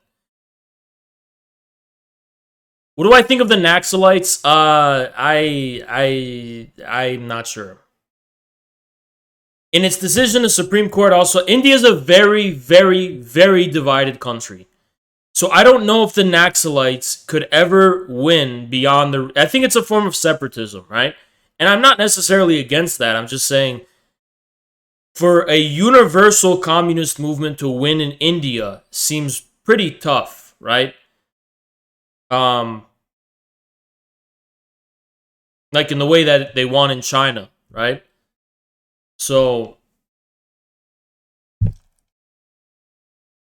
in its decision, the Supreme Court also quashed Khan's earlier order to dissolve parliament and call for early elections, calling it of no legal effect. So, in an address to the nation Friday night, Khan repeated unverified claims the vote of no confidence was the result of a foreign conspiracy connected to the United States. And CNN, of course CNN is going to call it unverified. I guess CNN knows more than what Khan himself knows. Khan said he has been singled out by the US because, unlike his opponents, he couldn't easily be used as a puppet by the West with regard to an independent foreign policy, which is true. I mean, this happened right after he refused to condemn Russia's special military operation and also refused to get on board with the sanctions against Russia. So it's like, that pretty much seems like a no-brainer as far as what are the actual causes of the vote of no confidence. If you ask me, it seems like a fucking no-brainer. He said he was not anti-American, but would not let his nation be used as a tissue paper in a one-sided relationship. And look what happened. He also called for nationwide protests Sunday against what he claimed to be an attempt to install a new government by foreign powers. So he is actually resisting the ruling of the Pakistani Supreme Court. Let me tell you something. I'm just going to be full disclosure, right? I think it would be based if Imran Khan just took over the fucking government with a mandate of the people, Julius Caesar style. Unfortunately, I don't know if he has the backing within the military, because the military leadership is very pro-American. But that's honestly what I think. I think, Imran Khan, welcome to the resistance. You can join Xi, Putin, and Assad and whoever else, and it's all an axis of resistance, right? So that would be pretty based. Okay, he'd be like Maduro at that point. He would be like Lukashenko at that point. It would cement him as the leader of a sovereign Pakistan. No more bullshit. It'd even be more based than when it happened with Erdogan, right?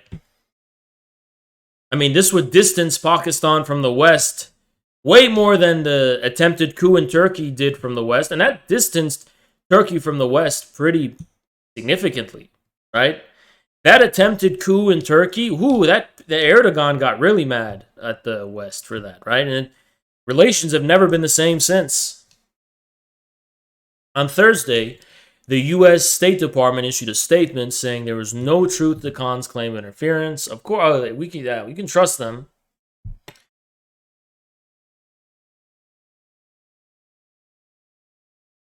He's best known prime minister in recent decades. He's made a name for himself. He comes from an affluent family in the city of Lahore. He received prestigious education. He was on Pakistan's cricket team. This is him and his wife. Jemima Goldsmith. Interesting. I didn't know that was his wife.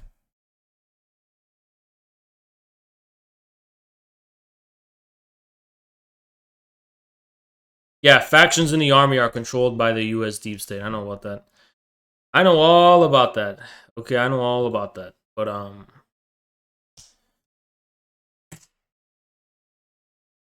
ugh.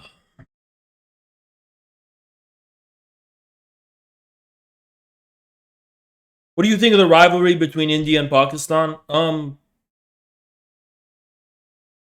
It's complicated. 2018, after more than 2 decades of struggle in politics, Khan has achieved a long-awaited dream of becoming prime minister. This is it. This is why it happened. Because in February 24th, 2022, he went to Russia to meet with it. Relations between Russia and Pakistan have never been especially great. You know, during the Sino-Soviet split, Pakistan was with China and also was pro-US. They were not pro-Soviet during the Cold War. So they've never been able to blossom their relations with Russia. And the US would be really fucking scared if anything like that happened. So if you want to know why that, you know, removal of Khan happened, I think I would call it a coup. There you go. I mean, it's pretty much night and day, like indisputably the reason, right? Now,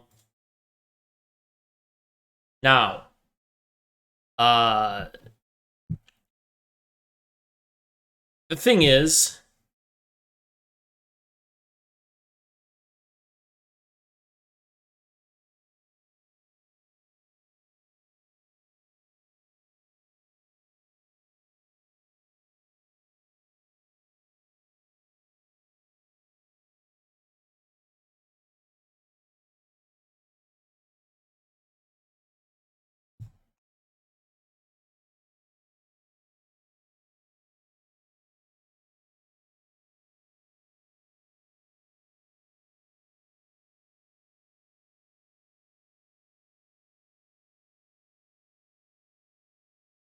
here's Nicolas Maduro, who's saying, here, check this out. Here's Nicolas Maduro. Hoy más que nunca estamos viendo una dictadura mediática de Occidente contra el mundo para justificar una escalada que pudiera llevar a una guerra desastrosa, a una tercera guerra mundial. Se están alineando económica, política, diplomática y militarmente Occidente para ir a una gran guerra contra Rusia. Desde Venezuela lo denunciamos. Quieren ir a una guerra para desmembrar a Rusia. By the way, this was the plan since the Nazis. It was actually Hitler's plan, was to dismember Russia. It's always been their plan. It was the plan of the Pope, the Teutonics, right? It's kind of ancient, you know? They've always wanted to break Russia and westify it by balkanizing it. It's always been their goal. En pedazos, destruirla y acabar la esperanza de un mundo multipolar donde podamos vivir todos y todas. Así que si en algún momento ha habido una dictadura mediática en el mundo, es en este momento. La dictadura mediática de Occidente, con sus mentiras obscenas y sus campañas contra la humanidad.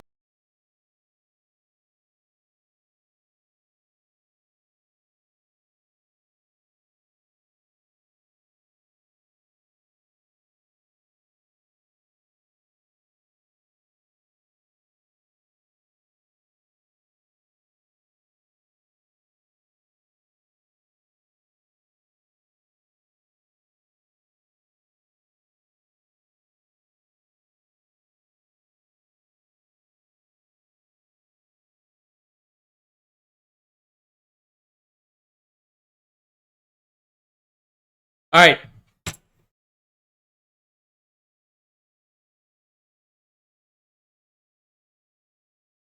So if you guys didn't know, the French elections were held not today because it's past 12 a.m., but let's just say Sunday, the 11th of April. Sorry, the 10th of April. And the first round has been concluded, and actually, it's still a spoiler to me. Okay, so according to exit polls, I don't know if they finished counting. Have they finished counting? I don't know. According to exit polls,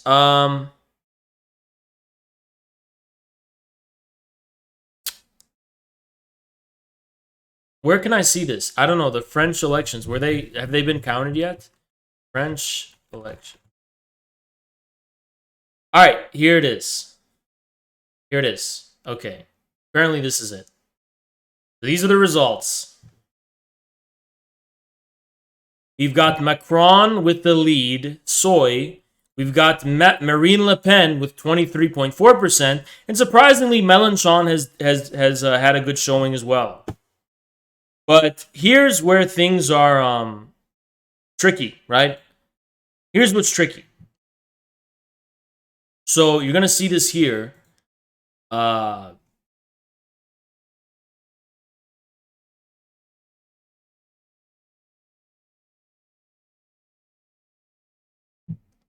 This is pretty uneasy. Or, I'm just going to call it. I don't trust Mélenchon. I don't trust him. We had Bernie Sanders. We had Jeremy Corbyn. Then you have this guy. And, I'm not falling for it. I know he did write a good book. It's called The Era of the People. He was good when it came to the yellow vest and shit. But he has the same problem Jeremy Corbyn did with Brexit. Bernie did with Trump. And he's got that same problem with Le Pen. So this is what he said. He said, we know who... This is the loser left at it again. The loser left at it again. We know who we will never vote for. And for the rest, as I told you 5 years ago, the French are capable of knowing what is good for democracy. We must not give a single voice to Madame Le Pen. So, this is the loser left. You're not going to win. You failed at winning. So you go ahead and fuck Le Pen over and let Macron win. The best you can do is just back out of it and stay out of it. But what are you doing saying, vote blue no matter who? Is pretty much what he's fucking saying. He's pretty much saying, vote blue no matter who. Right? Which is despicable. You're going to ask me directly, do I need to spell it out to you? Emmanuel Macron is much, much, much, much, much, much, much, much, much worse than Marine Le Pen. Much worse. Emmanuel Macron is much, much, much worse than Le Pen. Much worse. Okay? Macron is a psychopath. Okay? Macron is insane. He's a psychopath. He's leading France down to ruin. He's the most brutal austerity. I mean, he is just absolutely the worst guy we could have in France, as far as anyone's concerned, right? So, do you want me to tell you the truth? Okay, I'll tell you the truth. I hope Le Pen wins. I hope Le Pen becomes the president of France. And I hope she does. I hope Macron loses, and I hope Marine Le Pen wins. Which one is more Islamophobic? Macron, easily. Macron. Le Pen is just honest, okay? I hope Le Pen wins in France. Because if she does, NATO is fucked and the EU is fucked. And that's good enough for me. I'm not really a picky person. It's just good enough for me that she's willing to fuck with NATO and fuck with the EU. I mean, that's just good enough for me. I don't care what she thinks about immigration. I don't care what she thinks about culture. I don't really fucking care. Because there's a bigger picture. And this is like a no-brainer. I mean, there's just a bigger picture at hand. This should be a no-brainer. Geopolitics is always going to be more important than your internal domestic issues. Actually, internal domestic issues don't exist. It's all downstream from geopolitics. The Democrats, geopolitics. Trump, geopolitics. Everything is about geopolitics. The only fucking reason they had a problem with Trump, it wasn't because he said build a wall. It wasn't because he was being racist and bigoted, and it wasn't because he grabbed him by the pussy. It wasn't because he did any of those things. It was only because he was undermining the NATO alliance, and he was being a little pro-Putin and pro-Russia, and he was being non-interventionist, and that, my friends, is why Trump was a problem. Domestic issues are all downstream from geopolitics. All of them. It literally doesn't matter. That's why the establishment will have this merry-go-round of Clinton, Bush, Obama, and Reagan. It won't fucking matter because they may have different domestic, policies, but they all are on the same page when it comes to the geopolitics and when it comes to the kind of foreign policy and the interests of the State Department, right? And that is literally the only thing that is of decisive significance in politics. I'm telling you the truth. The only thing of any decisive significance in politics is geopolitical. Everything else, yeah, you can have disagreements. It's not a primary contradiction. And that, my friends, is why Bernie, despite his... You know why Bernie's movement was even remotely subversive? I'll tell you why. Because Bernie, according to the press, wasn't like Hillary Clinton in terms of his foreign policy views, right? Bernie was undermining the establishment, apparently, right? He was giving the appearance of doing that at least. And the whole thing about, you know what? Let me tell you the truth, guys.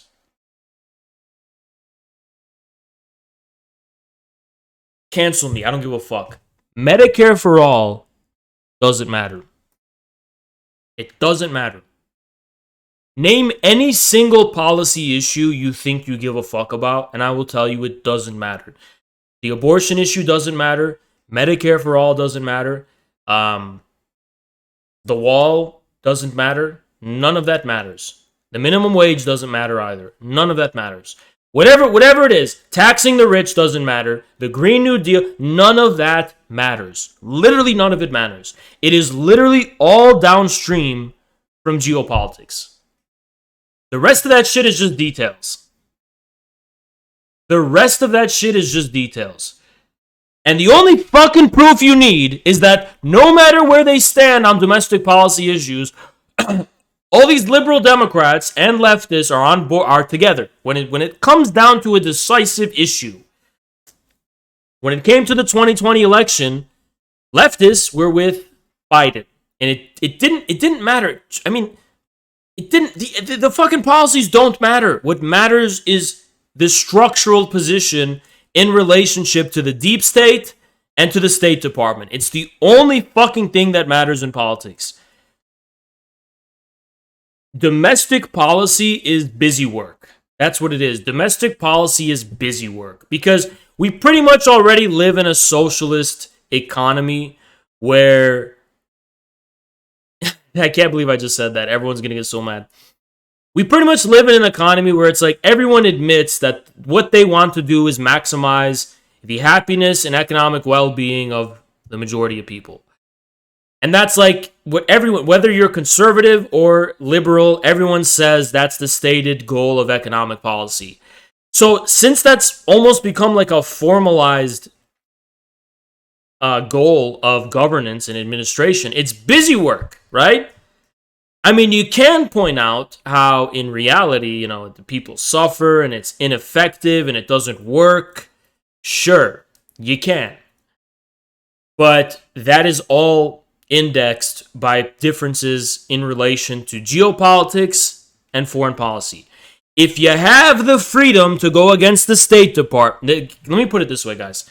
Can I explain to you why imperialism is the primary contradiction? Can I explain to you why imperialism is the primary contradiction? Because if you have the ability to go against the establishment and go against the State Department on Russia and on China, you also have an ability to take on the banks, the ruling class, and the ruling oligarchic capitalist class because they are the reason the State Department has the foreign agenda that it does. So let me reiterate that. If you have the ability to challenge the State Department on foreign policy, you also have the ability to challenge the class forces that inform that position. Okay? The reason the State Department has the position it does on Russia, China, and the rest of the world at large, that we're talking about an American unipolar global imperialist system that, yes, is economic, not just political, and the basis for that system lies in the ruling capitalist class, the oligarchs, the bankers, and what have you. So if you can go against that system, you can also go against the classes that are behind that system, which also gives you the freedom to implement whatever fucking domestic economic policy that you want. Now, you can debate about economic policy, whatever, but you just have the freedom. You don't have the freedom when you're in the Democratic Party. And that's why we made Medicare for All a big deal in the first place. It's not because Medicare for All is the most important fucking thing in the world. It is not because we need healthcare now. You know what? A lot of people need homes right now. A lot of people need jobs. And people need a lot of things that they're being neglected on. It's not just healthcare, okay? The reason is because it was proven that Medicare for All is something we could do, but the only reason we're not doing it is because of the corruption and the entrenched interests of the... And that's why it was an issue. It wasn't an issue because, we care so much about Medicare for All. It became a polarizing issue. It's because it's one of the examples of how having to cater to the interests and needs of the imperialist ruling capitalist class gets in the way of being able to implement the policies that would actually benefit the people, right? So that is why imperialism is the primary contradiction, and that's why geopolitics is more important than domestic policy.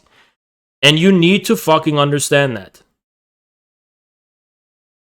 You need to understand that. You have the lobbyists, and that's all interconnected in a global imperialist system. So you touch that nerve and you question the orthodoxy when it comes to that global imperialist thing, you just waged war on the entire American ruling class, which gives you the freedom to do whatever the fuck you want when it comes to domestic economic policy. You can have Medicare for All, you can have full communism now, literally do whatever the fuck you want.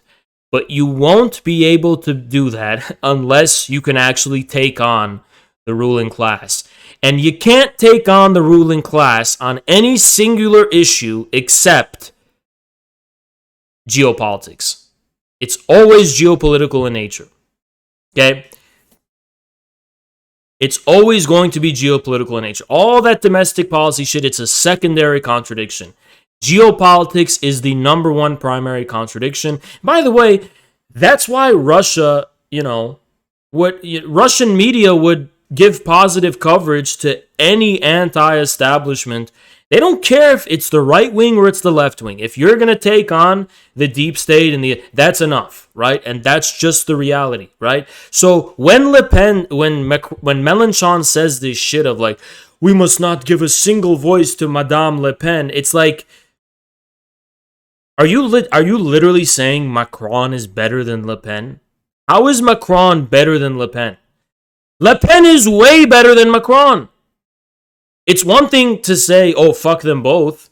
That would be a kind of ultra-leftist position, but it's one I could respect. If Mélenchon went on Twitter and he's like, we'll have no part in this bullshit, whatever. He takes an Alain Badiou position, whatever. It's ultra-leftist, but I can still respect it because it's principled. But for him to say this Bernie shit, it's like, you're gonna single out Le Pen? Why the fuck is Macron better than Le Pen? How the fuck is Macron better than Le Pen?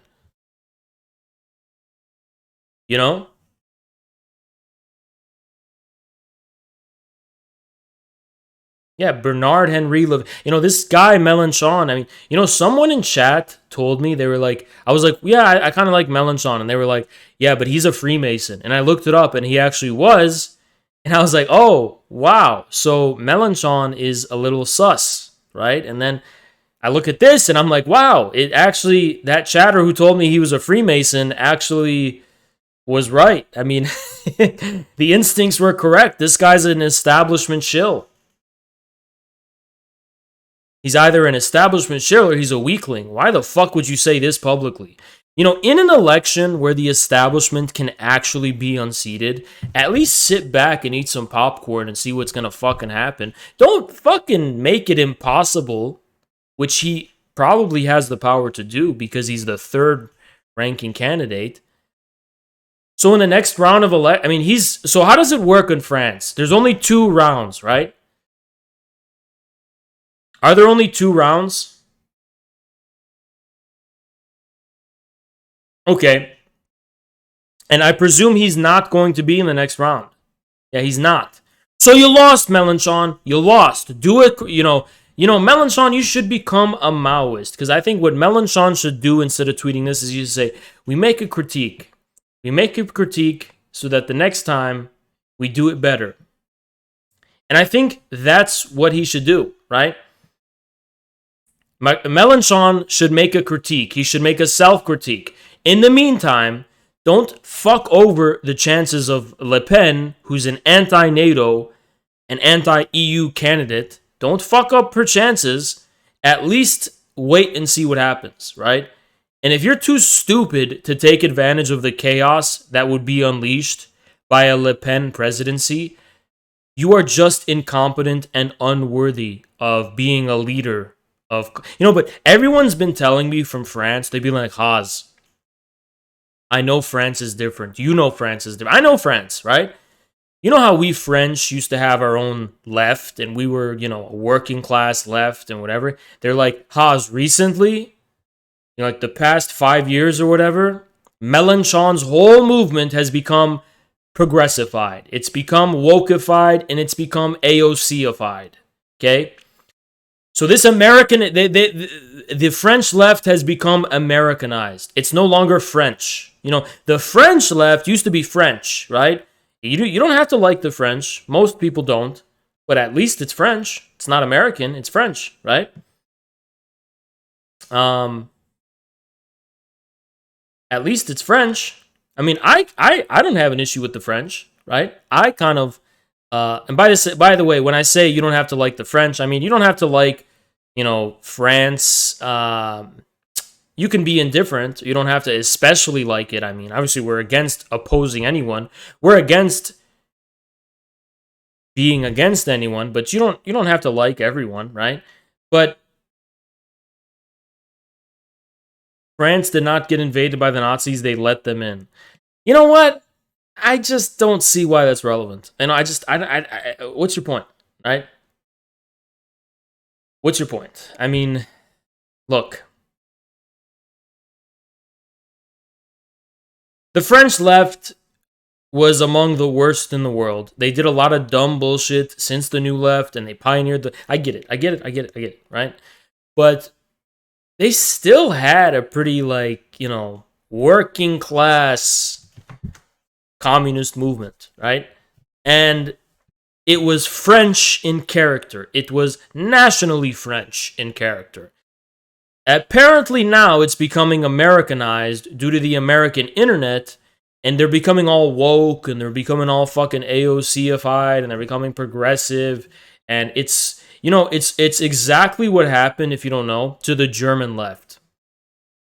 So Germany, if you don't know, the East German left, they used to be a kind of real German, based, whatever, communist, German communist, right? Then it became Americanized, and now the German left is among the most despicable, horrible left in the world. Even worse than the American. The German left is so fucked up, I kid you not, that one of the most influential historical movements of the German left from the 2000s, they called themselves the anti-Germans. The anti-Germans used to say, they were self-hating Germans who said Germany's the root of all evil, and they would go to protests, wave American and Israeli flags, and they would say, Bomber Harris, do it again. The English bomber responsible for the bombing of Dresden. The anti-Germans were so fucked up that they supported George Bush's war on terror, and they supported the invasion of Iraq, and they were literally the worst thing. It's like bread tube. It's literally Vosh before Vosh. The anti-Germans were Vosh before Vosh, okay? Look it up on Google if you really need to be convinced that this was a real thing. Just look it up on Google. They were called the anti-Germans, okay? And also, yeah, look at the Green Party in Germany, or as I like to call them, the Nazi Party of Germany, because they're assuming they're very much sickening. It's a sick, disgusting, fucked up party. And the Greens are the most virulent anti-Russian party in Germany, right? Um,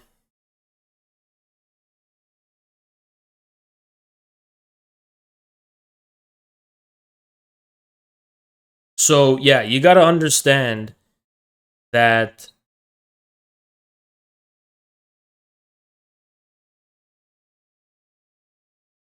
it's a problem, you know?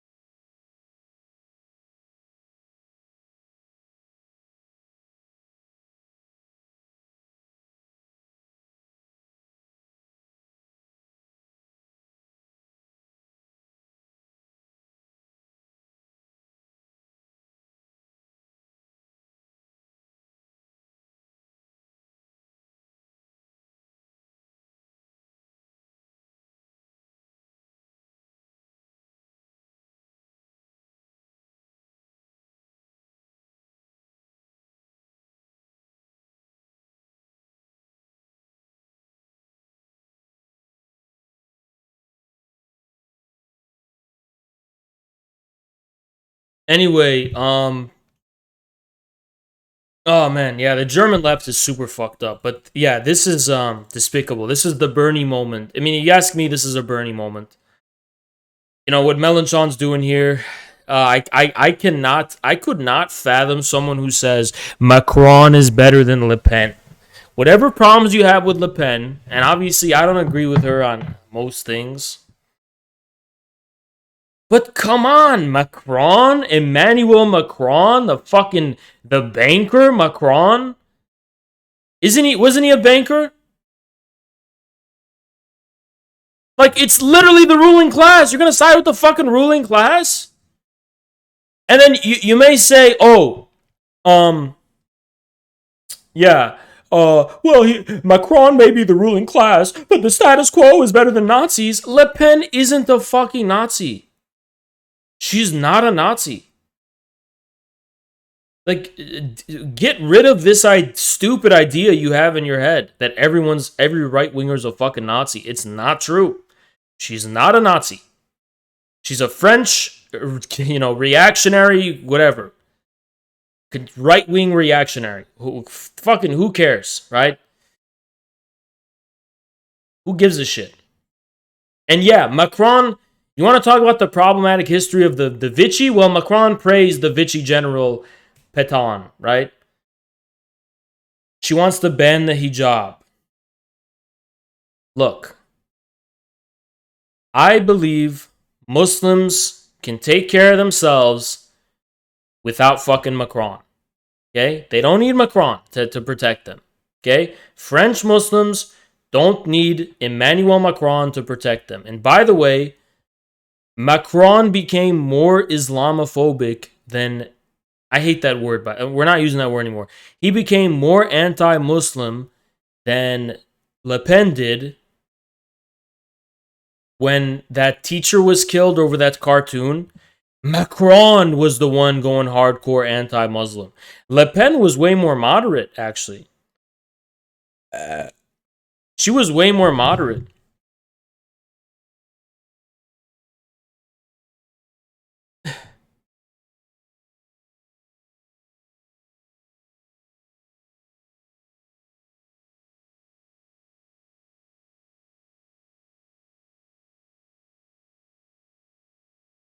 And by the way, Le Pen has changed her stance. She was recent. She was. There's a picture of her recently posing happily with a girl in a hijab, and Eric Zemmour, who's the new hard ass, was attacking her over it.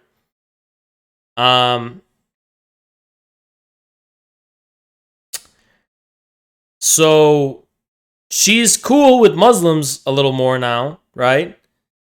And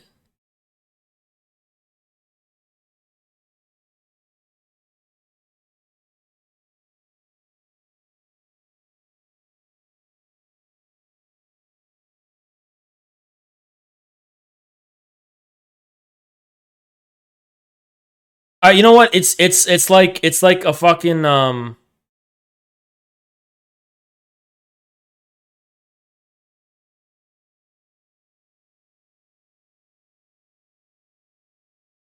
yeah, fuck it. Let's go all in.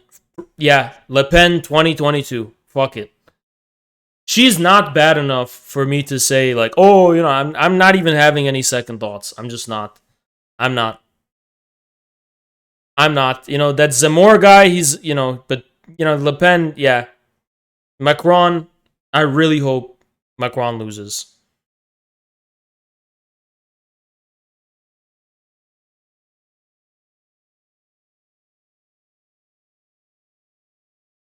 I really hope Macron loses. And I really don't care who beats him. Whoever gets Macron out is cool with me.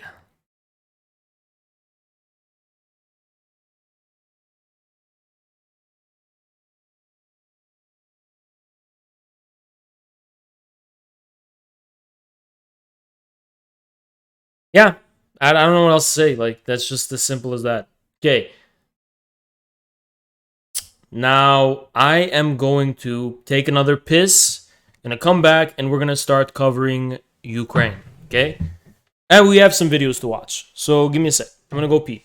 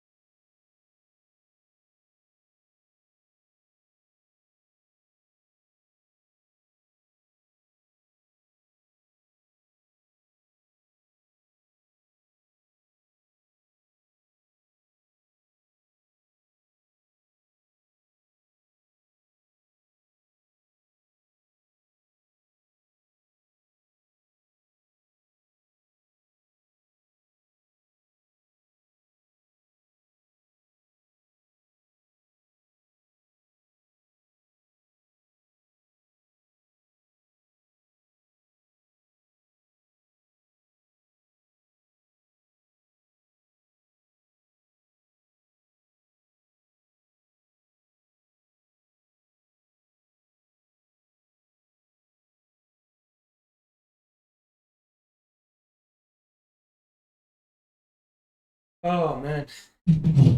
Oh man. I'm fucking not hungry, but have to eat. Nah. I have so much food in my fridge. I literally have so much fucking food. I have so much food. Okay, anyway. Continuing.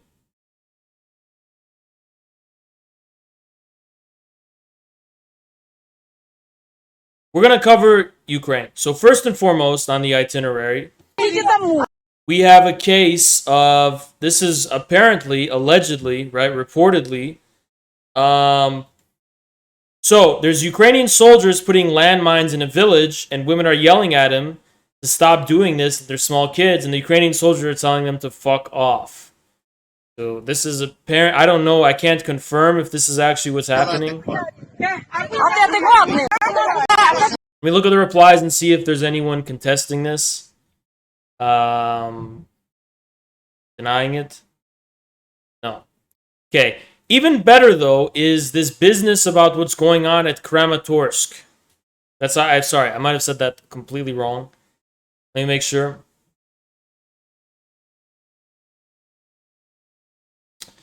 Let me find it.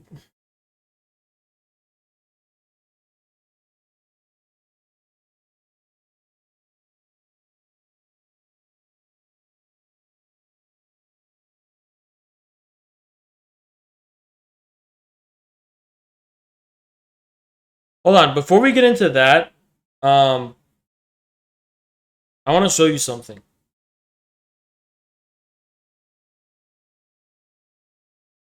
Before we actually get into that, there is something I want to show you.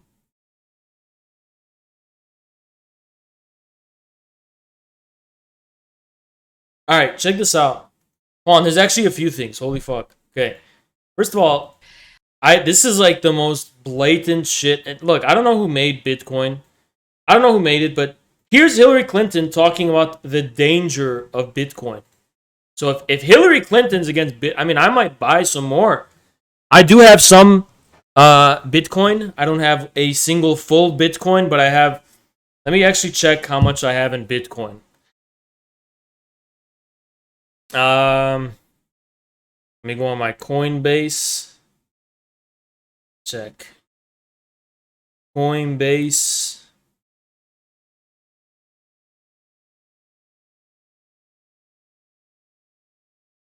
And accept that.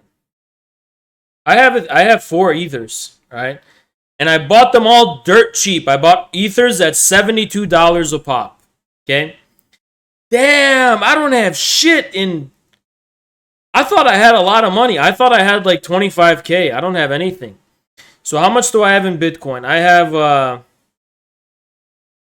how much BTC do I have? I have 0.06 BTC. So I have about 2,500 in Bitcoin, and I bought it for 900 when it was 11,000. That doesn't make any sense. I bought Bitcoin when it was 11,000, so I should at least have quadruple. I don't know what the fuck's going on. All right, then Ethereum. I bought it at $72, and I have 12,000 in Ethereum. And the most I have is actually in Litecoin. I'm not going to tell you how much I have in Litecoin. Let's just say I bought those Litecoins very cheap. Okay? But anyway. Information age. I want to mention one other thing that is on. You don't lie about your Bitcoin stash. You ain't getting bitches. Women don't care about. They're not going to give a fuck if you tell them, yeah, I have 2 million in Bitcoin. The only reason you lie to girls in LA is not to brag for its own sake.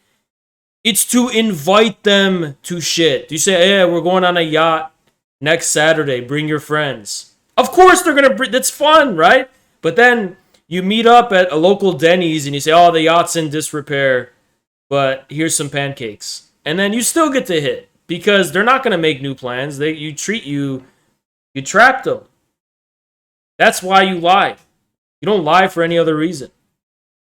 the horizon that people are only beginning to pay attention to, and that's the need to regulate the cryptocurrency markets. Because imagine the combination of social media, the algorithms that drive social media, like, you know, Jackson, he tells girls that he tells them he's got an airplane. He's drunk as hell. He tells them he's got an airplane that's going to Spain next week, and if they want to come, you know, private jet. It's my favorite one. But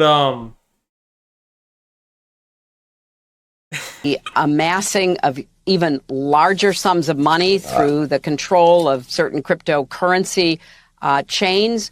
We're looking at not only states such as China or Russia or others manipulating technology of all kinds to their advantage. We're looking at non-state actors, either in concert with states or... Lying is not satanic in LA. Not in LA. It's not satanic in LA, okay? Or on their own, destabilizing countries, destabilizing the dollar as the reserve currency. There are so many big questions that the Biden administration must address. I just don't think we have much time. And therefore, I hope from everything I'm hearing from them that that's exactly what they're going to try to do. All right, so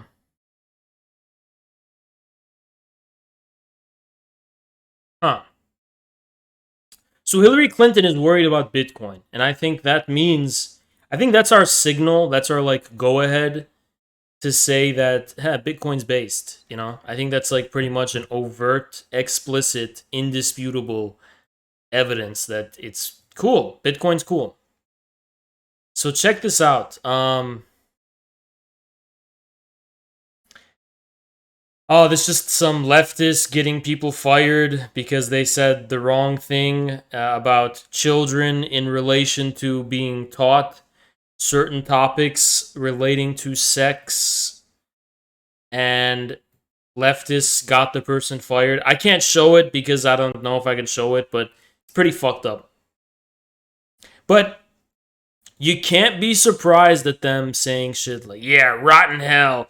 Because, like, if this person died, they would literally celebrate it. It's actually death.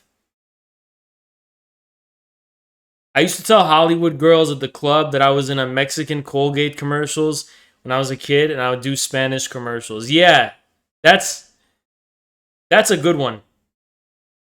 And yeah, if you know, if you say you're like an actor somehow, then you're in the scene, you know?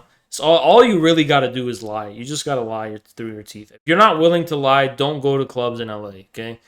Don't go to bars, don't go to clubs in LA. If you're not willing to lie, then just don't even go to that city, okay? Because everyone's lying. You know, no one's telling the truth. Even fucking Brad Pitt is lying, okay? That guy, when he goes, oh yeah, I'm Brad Pitt. You're not Brad Pitt. You're fucking lying. He said, oh, you're right. And he goes home with his head down, okay? Everyone lies. Everyone lies, okay?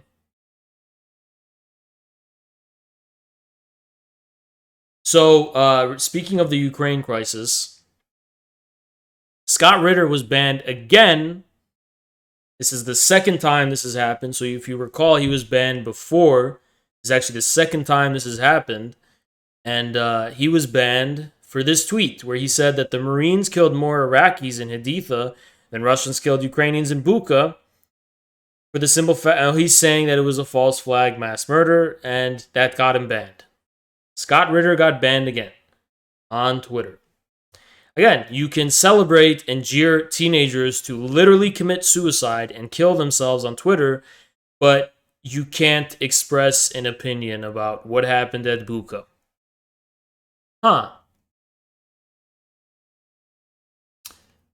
That's pretty fucking insane. That's pretty fucking insane, if you ask me. You know? Now, is anyone asking me? I don't know. It's pretty insane, though. Right? And another... this is actually back to Pakistan. I know we're hopping around a little bit. The U.S. told us that if Imran is removed, Pakistan will be forgiven. Who the hell is America to forgive us? Are they talking about IMF loans? because this actually ropes back to a kind of debate I had earlier about how the IMF is used for purposes of political coercion. Well, there you go. That's a good example. I think it means forgiven for the IMF loans, right? So yeah, I mean, it's pretty clear who was behind the coup, the quasi coup in Pakistan, or Pakistan, sorry. It's pretty clear to me. Now, check this out, guys. Now, this is pretty chaotic. We're kind of moving around. Check this out. Did you know that before the war started in Ukraine, Zelensky refused an offer for peace, and Russia only required 3 things? They wanted water in Crimea, they wanted Minsk II, which Ukraine signed. IMF kind of forced Argentina to remove Russia. They said the same thing about Serbia as well, right? Minsk II, which Ukraine already signed, right? They wanted that to be imposed. They wanted peace for the people of Donbass in Ukraine, but greater autonomy. And they wanted Ukraine to remain neutral, no NATO. Okay, so let's address these. This would have been really easy, okay? This is something Ukraine had already signed. So they pretty much have a duty to implement an agreement they already fucking signed. Okay. 3 was something that was the Ukrainians were told anyway by NATO that they're not going to be allowed to be in NATO. Why did Zelensky refuse these 3 offers, which would have avoided any type of conflict?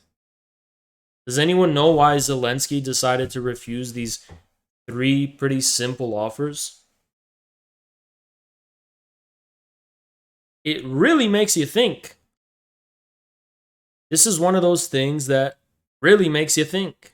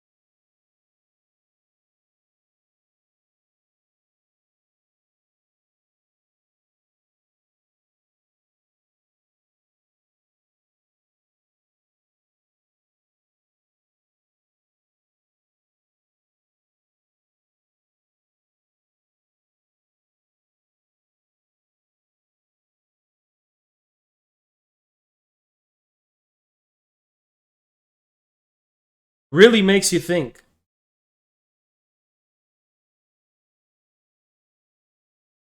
Do you think we need more than 5 emotes? I think we do. But every single one of the emotes we have means something. And one of the emotes we have is it's stupid. The Infra 8 Taz emote is the dumbest thing ever. It should be removed. And every emote we have is meaningful. I don't want meaningless emotes. I want emotes to matter, okay? I was thinking of an emote that I wanted to have, which, what was it? It was going to be fucking genius. It was going to be, stop spamming that fucking emote. Stop spamming it. I'm not removing it anytime soon, but,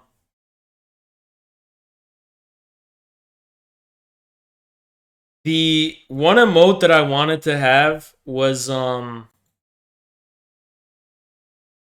fuck, what was it going to be?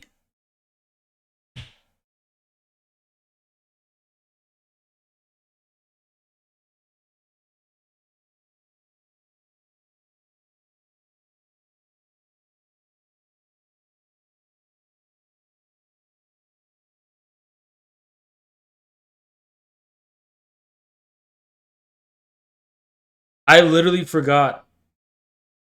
It was going to be a really good emote, too.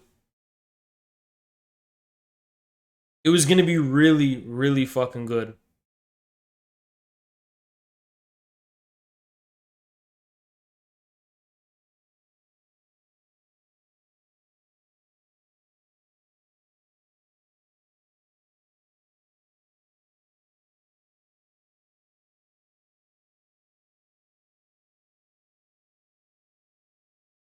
Whose channel is that? Artman? Okay, anyway. Check this out. According to this Substack, Zelensky's life is being threatened literally by a quasi-fascist movement in Ukraine. Stephen F. Cohen warned in October 2019.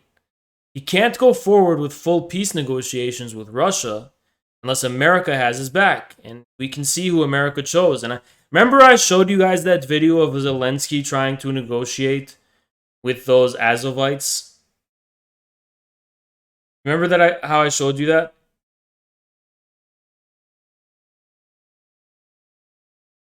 And they were pretty much bullying him, and he was trying to act like a tough guy. Like, no, you listen to me. I'm the president. And they were like laughing at his fucking face. That was in Zalota in 2019. Well, his life is being threatened by this movement in Ukraine, and he cannot have peace negotiations with Russia, which, by the way, that's what he was elected for. Did you know that Zelensky was elected on a mandate to make peace with Russia?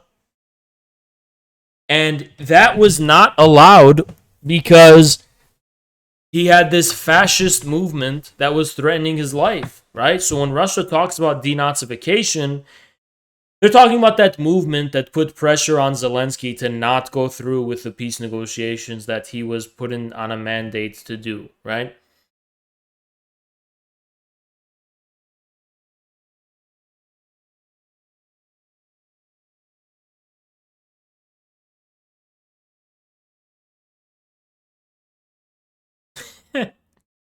Wait, hold on. Dallas too, and I'm on house arrest. Y'all see the ankle?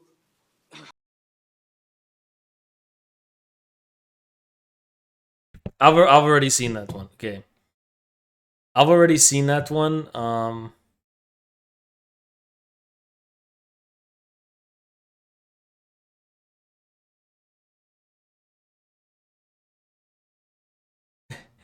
right. In the NFL is that the NFL stands for the National Football League. Wait, give me a second. What is this? Let me see. Hold on.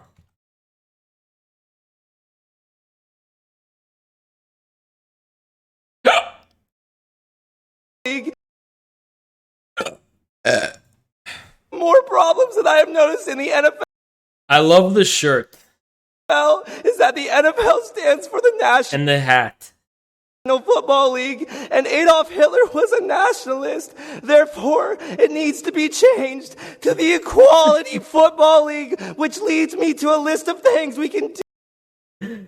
I love the way he talks. To make the NFL a better place. First, women players and coaches, Chinese quarterbacks, an LGBTQ section in the stands, a Michael Sam Gay Player of the Year award, signing bonuses for openly gay players, for the people in the back, mandatory vaccine cards for all, critical race theory training for all players and coaches. I like how he fucking talks. Like he's so stressed. Everything like for all players, so they can understand the white rage. I am white, and I want to know what white rage is. I want to know. Mandatory knee while playing the national anthem. For George Floyd, abolish the national anthem because it's racist. A moment of silence for Martin Luther King before each game, recognizing him for freeing the slaves instead of honoring the military because they are racist. Before each game, we should have our frontline doctors come out to the field because they are the real heroes. Imagine sitting on the Dallas City Council and wondering, like, how would I even enforce this? I'm literally just on the city council. How is the city council govern with the Dallas Cowboys. All this shit for the fucking NFL. Every game, the players And there's people who have to sit and listen to this. should honor one LGBTQ member with a sticker on the back of their helmet, gender-neutral locker rooms, black kickers, alternate gay pride uniforms, pronouns on the back of their jerseys. The Super Bowl trophy will be changed from the Vince Lombardi trophy to the Colin Kaepernick trophy. And lastly, the commissioner shall be a non-binary transgender so that they can understand in all walks of life. If we all do these things, we can make the league more diverse and full of equality instead of this racist bigotry league full of Trumpism. Your time is up. Reggie.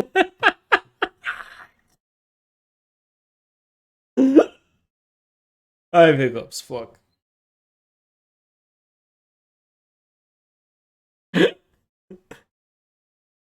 Ruffin. Okay. Thank you. More problems. Oh my fucking god. Does Cassidy follow me? I feel like he's taken a lot from me. No, he doesn't follow me. Fuck.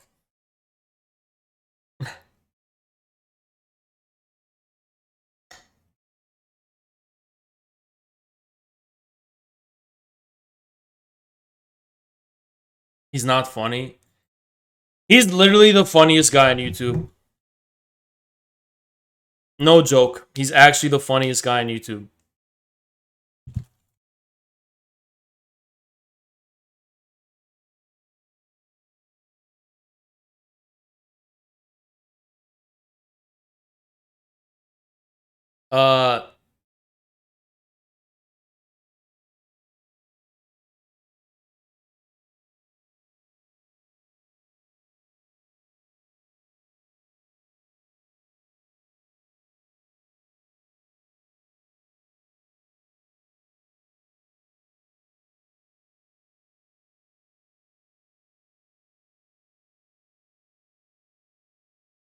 Hold on. Fuck, how do I get rid of hiccups? Does anyone know how? How do I get rid of these fucking hiccups? Fuck.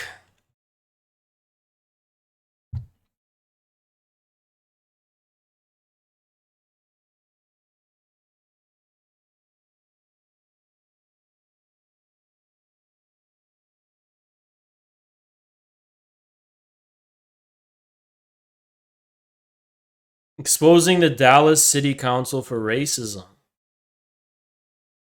And address, and then I will swear you in. My name's Alex Stein, 7509 Inwood Road, Dallas, Texas. And do you swear and affirm to tell the truth on all matters before the commission today? Of course. Okay, thank you. You have 3 minutes to speak. Okay, guys, so I didn't realize I had to come to a Klan meeting today. We're talking about Woodrow Wilson High School. If anybody here, see, I'm a social justice warrior, and I see some African Americans here, and it's just sad that you'd even let a school be named Woodrow Wilson. He's actually a segregationist. He actually brought in resegregation in the federal government. So you guys sit here, and it's just sad that I have to do more for the black community than the black people sitting on this council. Because if you look at Princeton University. All right. What is this one? Let's take a recess. Publicly embarrassed. Could you turn off the feed? You know. Listen, I already had the stream recorded. It was not, screen. It was not a black screen. It was a black screen. That's what it was. So you guys are violating my First Amendment right. And trust me, you're going to hear from my. He's giving him. Oh my god. You know, Alex Stein follows me. I like that. I like that guy. I like him. I actually like that guy. The U.S. dollar is. Check this out. Can the yuan replace the U.S. dollar? The US dollar is the world's largest reserve currency. Literally, it's the one currency in the world that you can bring to any country and exchange. But what happens if the United States dollar is one day replaced by the Chinese renminbi? Now, this might It might seem crazy to many people, but consider this. Since 2000, the dollar has declined from 71% to a 59% share in central bank reserves. In this report from the IMF entitled "The Stealth Erosion of Dollar Dominance," it states the Chinese yuan has provided the largest single source of dollar erosion. What is the future of the US dollar in our world economy? Well, let's break it down in today's important video. Before we get started, I want to thank Skillshare for sponsoring today's video. Skillshare is an online learning community with thousands of inspiring courses for anyone who wants to learn new skills. Recently, I've been taking a lot of courses on how to improve as a YouTuber. Everything from writing better as the major supplier of goods to Europe, Asia, Africa, and South America.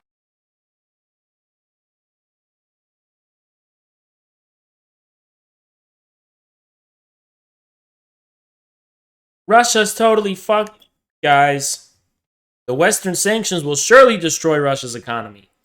If China and its partners... By the way, how's the ruble doing?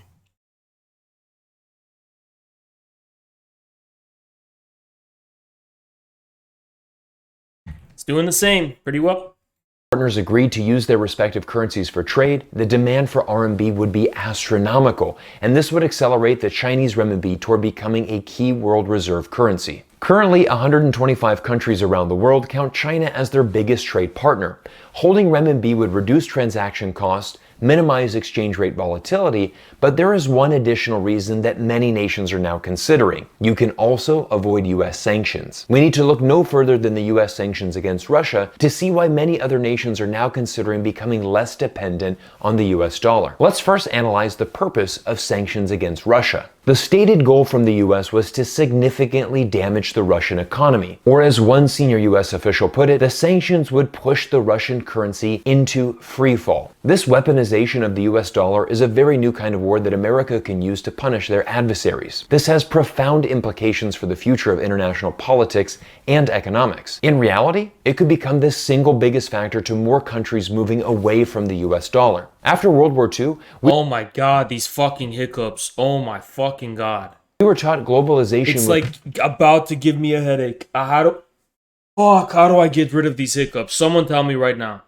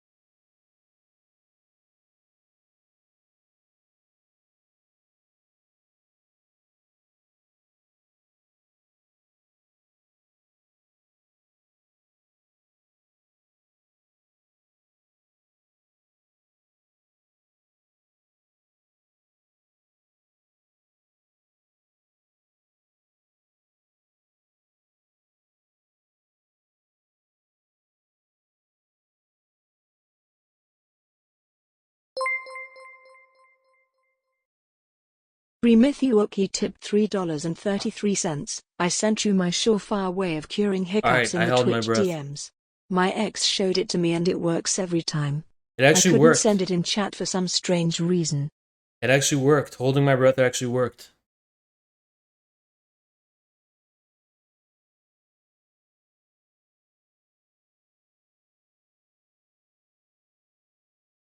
Alright, I don't want to jinx it. I do not want to jinx it. I don't want to be in a situation where that is jinxed. I don't want to fuck it up. Okay? I don't want to fuck it up. So I'm gonna leave it. Would prevent future conflict. It would bring former enemies closer together in a new global economy.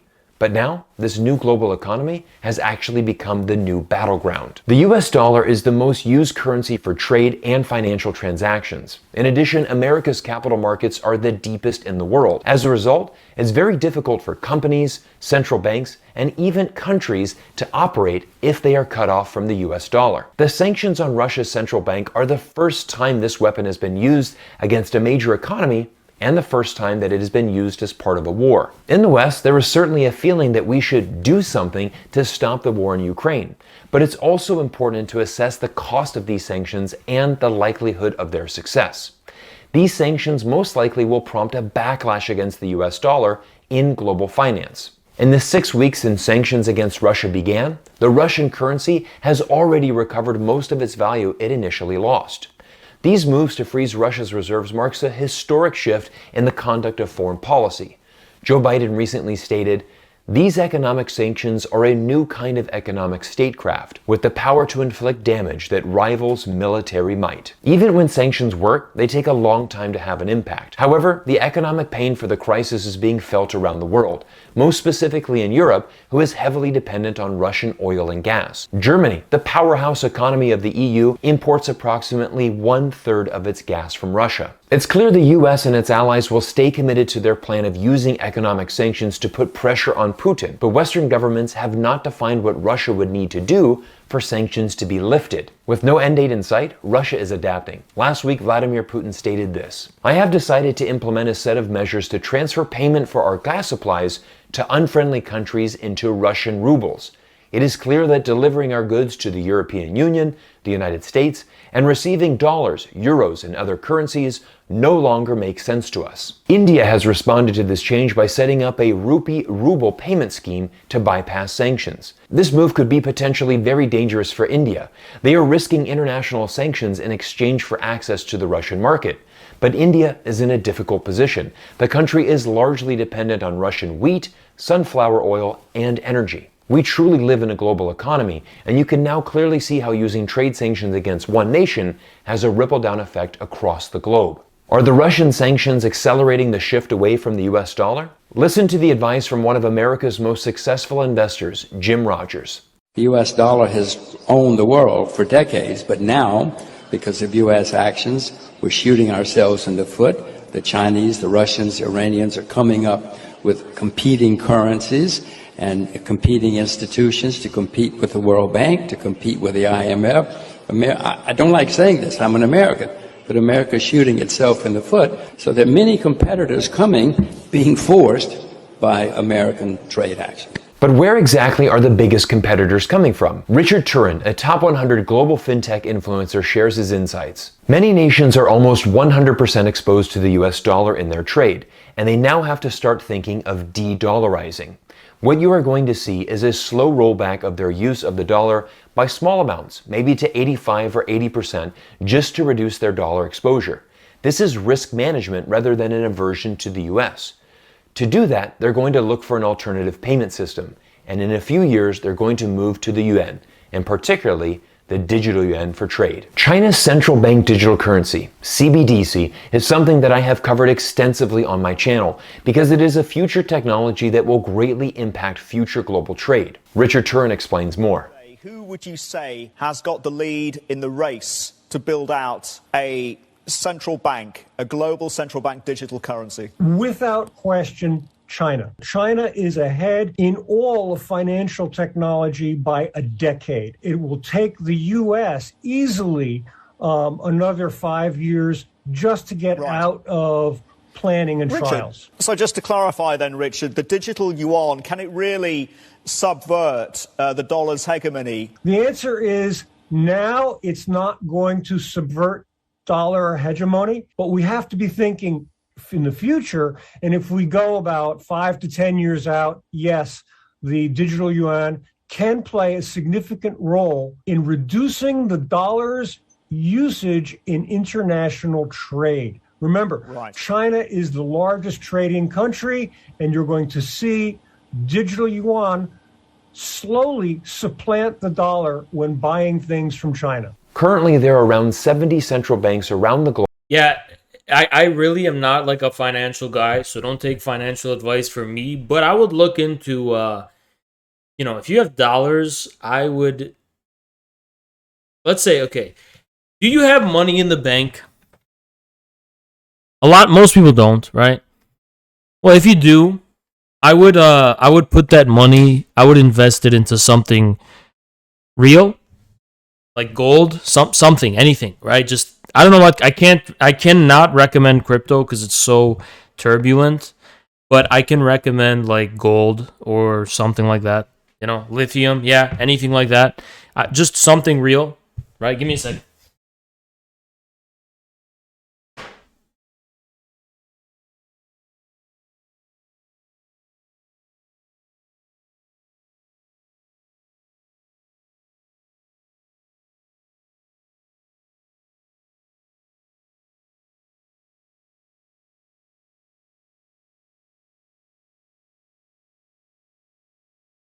One of the most dangerous things about the current economic crisis, if you ask me, as far as the precedent that it sets is concerned, is that we're kind of becoming accustomed to excuses about pretty fundamental things. Like, why is gas so high? Well, here's the Biden. If the Biden administration can give us excuses for the inflation, they can also give us an excuse for a fucking famine. They'd be like, yeah, we know there's a famine. There's nothing we can do. Our hands are tied. I mean, that's like the precedent that's being set. So get ready for more of that. Whenever you can have a government that can just make excuses for such fundamental alterations in people's standard of living, just be aware that can be applied to extremes as well. And it'll look exactly the same. Jen Psaki, what is Biden's response to the current famine that is plaguing American households? We're working as hard as we can to alleviate the famine. I don't know what the time is going to be. Could be a few days, could be a few weeks, could be a few months. But we're recommending Americans that if you find food, eat it. Okay? If you find any food, just make sure to eat and don't starve to death. And we're working on it. Like, can't you fucking imagine that happening? Because I can. I can imagine that happening. Globe that hold the Chinese yuan in their foreign reserve portfolios. As China's economy continues to grow, this number will likely expand. As the world watches economic sanctions against Russia, many countries are starting to worry if they will be the next target of US sanctions. As shown in this graph, this is a legitimate risk countries must now consider. The United States... Yeah, we're working with our partners in the private sector to alleviate the issue. It's like... Western countries have only become more aggressive in using sanctions. Then Biden gets on a speech and he goes, I know Americans are really smart and resourceful. You can rummage through the trash bins and rummage through the sewers and rummage through the fields and you'll find something, God damn it, and you can do it. We're Americans, we can prevail. With the United States leading the world with over 60 active cases. I can see that. As I've presented in today's video, China is in a strong position as the world leader in trade. Over the long term, countries will bypass the US dollar and hold Chinese digital renminbi to trade directly with China. The US dollar will still maintain its position as the lower your damn expectations. World currency for the short term. But in the long term, more countries will look to hold a variety of foreign reserve currencies. No country wants to be 100% exposed to the US dollar anymore. It's simply too risky. Think of this like investing. You don't want to invest all your money into a single company, but rather reduce your risk by spreading out your investments over several companies. This is called diversification, and this is investing 101. Because the US government is now weaponizing the US dollar, the long-term effect will be a weaker US dollar that less countries around the world will want to hold. If you're an American like me, this should concern you. Since the start of COVID, 80% of the US dollars in circulation have been printed in the last 24 months by the Federal Reserve. America is the largest debtor nation in the world, and inflation is at a 40-year high. What will the US dollar look like by 2030? Once again, I'll give American investor Jim Rogers the final word. By 2030, does the U.S. still remain the reserve currency? 2030, Jim? Absolutely not. By 2030. Much sooner than that. The dollar's going to go higher now because of the turmoil which is coming, but then it's going to get overpriced, and people are going to look around and say, America's the largest debtor nation in the history of the world. It's printing money as fast as it can. We have to have something else. If I were a betting man, which I'm not, it would be the currency which is being formed by the nations which have to, because they're being bossed by the Americans and they don't like it anymore and they have enough power. Once again, I want to thank Skillshare for sponsoring today's important video. Make sure you click the link down. This isn't really political. Before we get to the next video, I kind of want to show you guys something. And this is what convinced me, like, yeah, the internet is literally so full of shit. The internet is literally full, like, it's literally full of fucking losers. This is what, like, actually convinced me. Like, I couldn't fucking believe it, right? But check this out, check this out. Can I show you guys a tweet? So this dude makes a tweet. He goes, I make your yearly salary every month and get girls you've never even had a chance to talk to, okay? Fair enough. You know, when I see shit like this, you know what I think? I'm like, good for him. You know, fair enough. But you look at the reply. 958 quote tweets. The comments are all copium. I'm going to show you these quote tweets. All copium. They're saying, let me tell you some of the shit they're saying, right? They're like, well, I'm actually not straight, David. Huh? She looks basic. I saw 10 girls who just look like this alone. They look like they work at a kiosk and grab customers by the arm to sell hair straighteners. It's like they're coping so hard. They're trying to find, like, any way to make them look bad. And you just can't. And that's what convinced me Twitter's full of a bunch of fucking losers.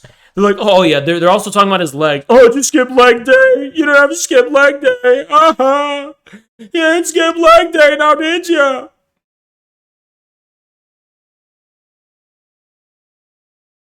It's like, yeah, I mean, they're coping. This is like obviously 07. This is obviously a pretty, you know,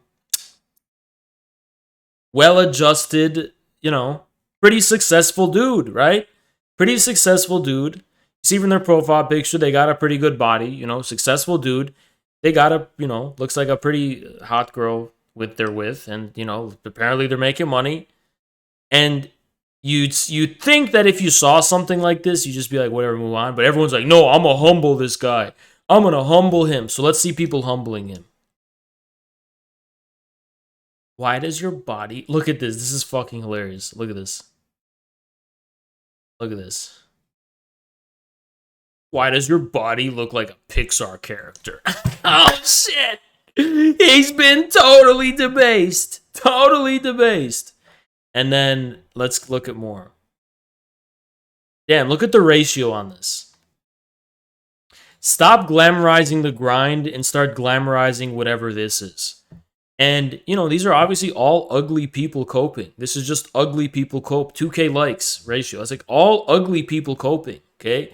And there's way more. You should check it out. They're like, shit posting. Shit posting never changes. And they're like comparing him to the Jersey Shore couple, right? And then it's like, look at this one, 1,000 likes. Damn, you got it. Huh. You skip leg day by the looks of it. So it's like all of the jealousy that people feel when they see this, they're all coping by like liking this, and it makes them feel better about themselves. And this actually surprisingly, this has made me feel a lot better about myself, because this guy's smart. You know, if it were me, I would be responding to all of these comments. You know, I would have been like, no, fuck you, you're lying, all this shit. It never occurs to me that these people are just fucking coping because they're jealous, ugly, fat losers. And when I see them in real life, that's actually what they look like. When I see these people in real life, that's what they are. It never occurred to me that they're just coping based on envy, which is like, and maybe I'm coping right now, I don't know, but like, this at least tells me, like, you can go on Twitter, you can be successful, this guy's tall as well, right? You can have like no flaws, And then everyone's still gonna find ways to cope and try to humble you, right? So that's just the internet, you know? That's literally just these ugly, you know, Twitter's the only place where these fucking losers win. That's why this guy's getting dragged. Twitter's not a place for winners. Twitter's the place for if you're a winner IRL, you're going to be a loser on Twitter. If you're a loser on Twitter, you have a high chance of being a winner in real life. And name one successful tweeter. There's almost none. Almost none. Yeah. But, you know, my message to this dude here is like, good for you, man. You know, you make my yearly salary every month. Then you made it, bro. Good for you. The first thing I would ask this dude is how do you do that? You know. By the way, guy, these people exist. All he's doing is sharing it with you, right? These people exist. They're successful. That's what a successful person looks like. You make a shit ton of money. You get a bunch of models and shit. You know.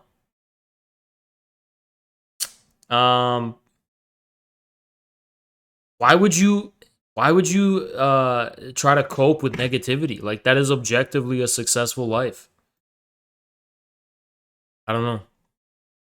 I don't have a loser mentality, that's why.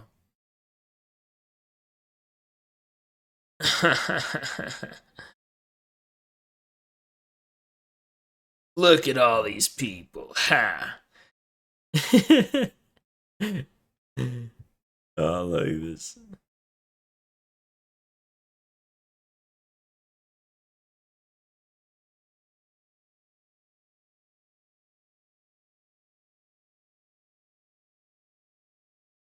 Damn, they just looking for anything. Anything. Literally anything.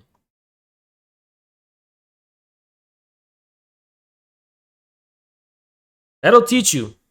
That'll be enough to fucking teach you.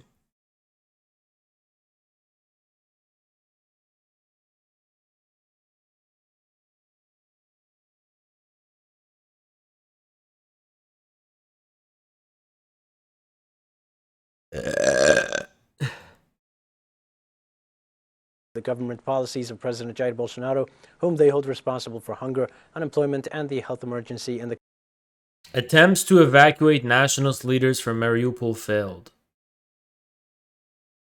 Where the fuck is this? For hunger, unemployment, and the health emergency in the country due to the COVID-19 pandemic. They also reject the increase in the price of food and fuel. In March, registered the worst inflation. This is Brazil. It's the Communist Party of Brazil. Cringe. This is from Telesur. Not much going on. Oh, that's the Cuba. I thought it was also Venezuela. It's Cuba as well.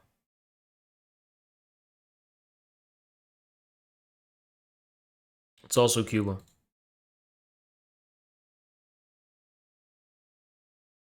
I think it's time, guys. I was gonna wait, but I think it's time. Ooh. I think it's time to watch that documentary, The Spider's Web. What do you guys think about the British Empire? I think it's time. I think it's time. I'm gonna go grab my shish sandwich.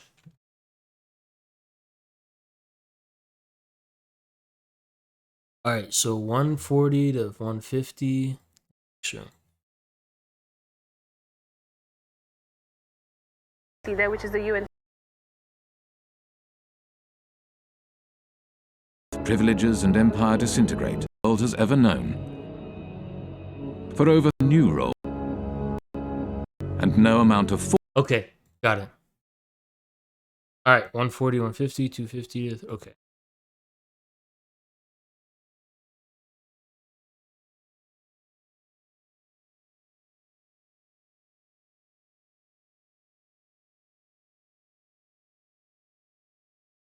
The twilight of the British Empire, bankers, lawyers, and accountants from the City of London set up a spider's web of offshore secrecy jurisdictions that captured wealth from across the globe and funneled it to London. Thank you, Dialectic Skeptic. Thanks for streaming when I wake up. Red salute from Europe. Thank you, appreciate it. Kiev is being taken? No shot, dude. What are you talking about?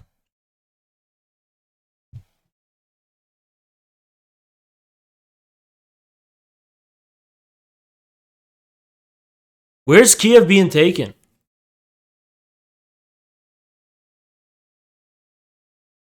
I don't think it is.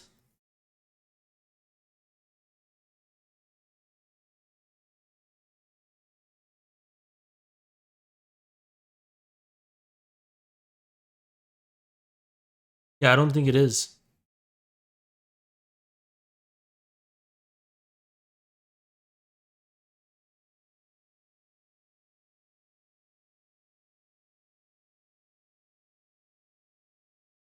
Kadyrov received the military plans today for the Kiev invasion.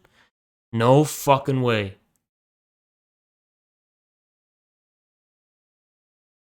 So it is happening.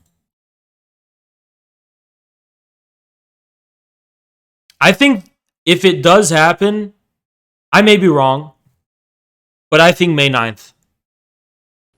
I think May 9th. They're going to wait. The British soldier. All around the globe you'll find him, from Gibraltar to Hong Kong. Everywhere he stands against the threatening years, staunch symbol of our common... So this is a documentary about the spider web, Britain's second empire. ...will to order.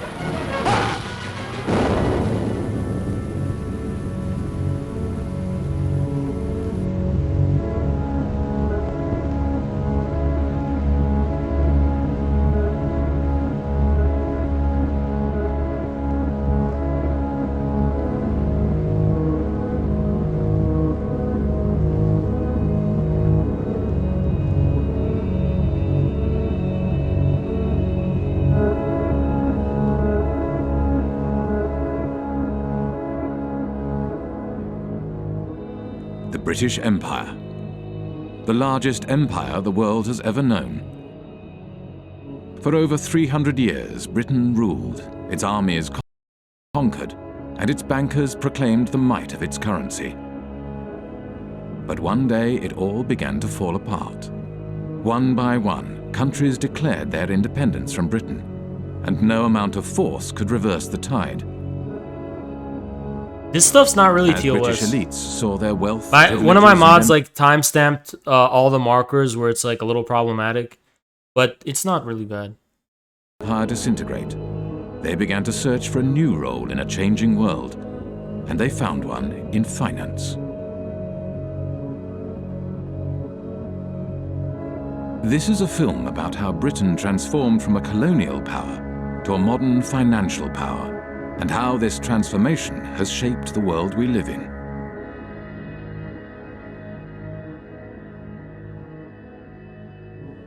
All right, with that intro, I'm gonna grab my sandwich. Give me a sec.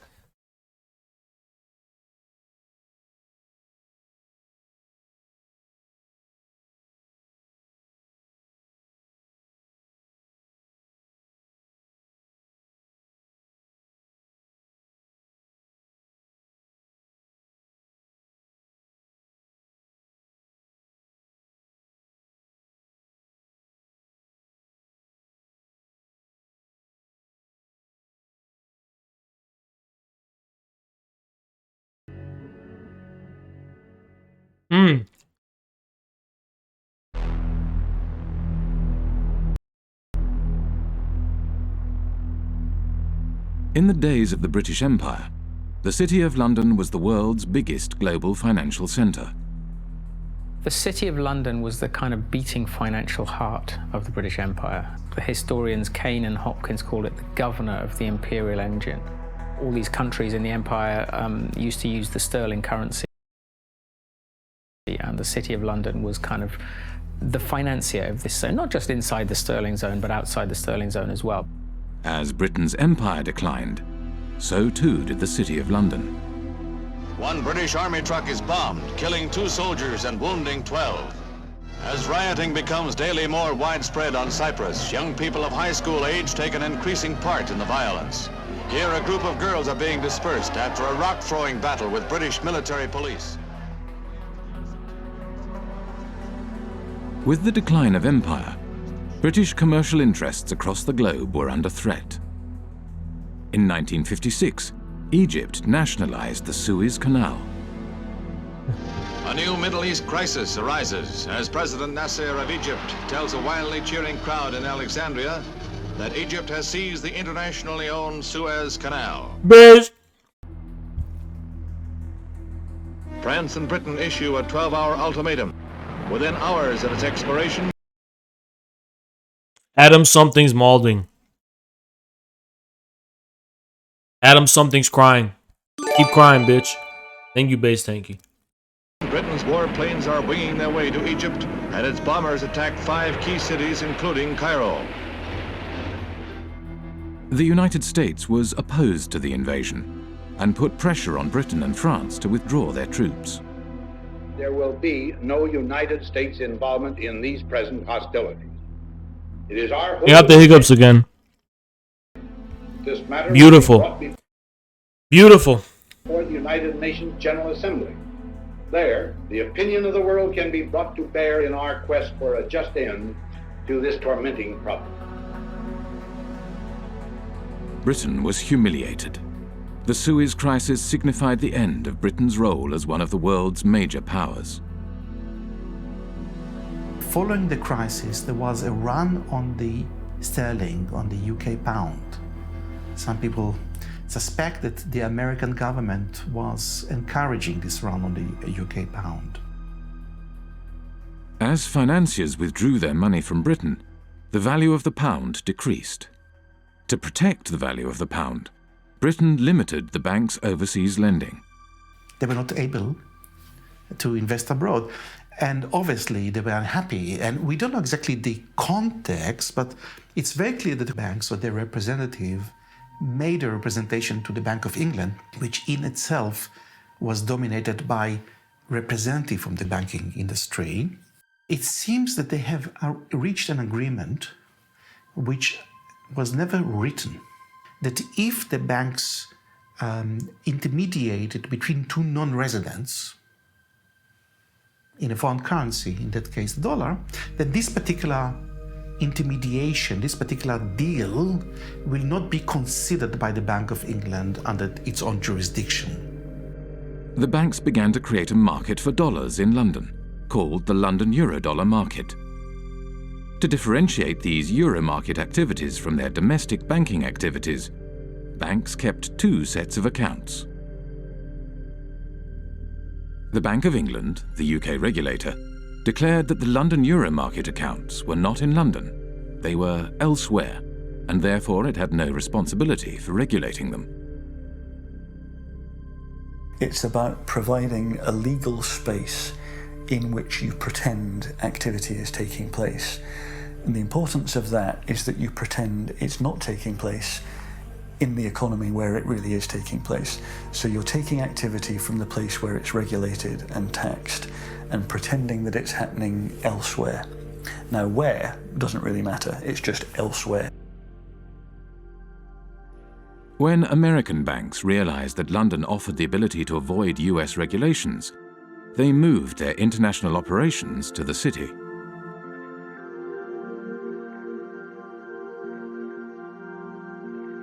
Around the same time as American banks were moving their international operations to London, another new kind of financial space began to emerge, far away from London, in Britain's overseas jurisdictions, the last remnants of empire. Back in the 60s, the Cayman Islands was a complete backwater. The stories go that mosquitoes were so thick in the air, sometimes they were enough to suffocate cows. That's a legend that you hear about the Cayman Islands. I don't know how true it was, but there was nothing happening there. Accountants and lawyers from London arrived in the Cayman Islands and other British dependencies and began to draft a set of financial secrecy laws and regulations. Because these jurisdictions' main selling point was secrecy, they were called secrecy jurisdictions. What the Cayman Islands was doing was straightforwardly illegal activity. Drugs money was coming in huge quantities, tax evasion, whatever you wanted, you could have it. The Bank of England was observing the developments from London and noted in a report marked secret, dated 11th of April 1969, "We need to be quite sure that the possible proliferation of trust companies, banks, etc., which in most cases would be no more than brass plates manipulating assets outside the islands, does not get out of hand. There is, of course, no objection to their providing bolt holes for non-residents, but we need to be sure that in so doing, opportunities are not created for the transfer of UK capital to the non-sterling area outside UK rules." You linked the video in fact-checking? Let me check. Ассаламу алейкум, доброй ночи. Уже 2 часа ночи, я получил. Holy fuck.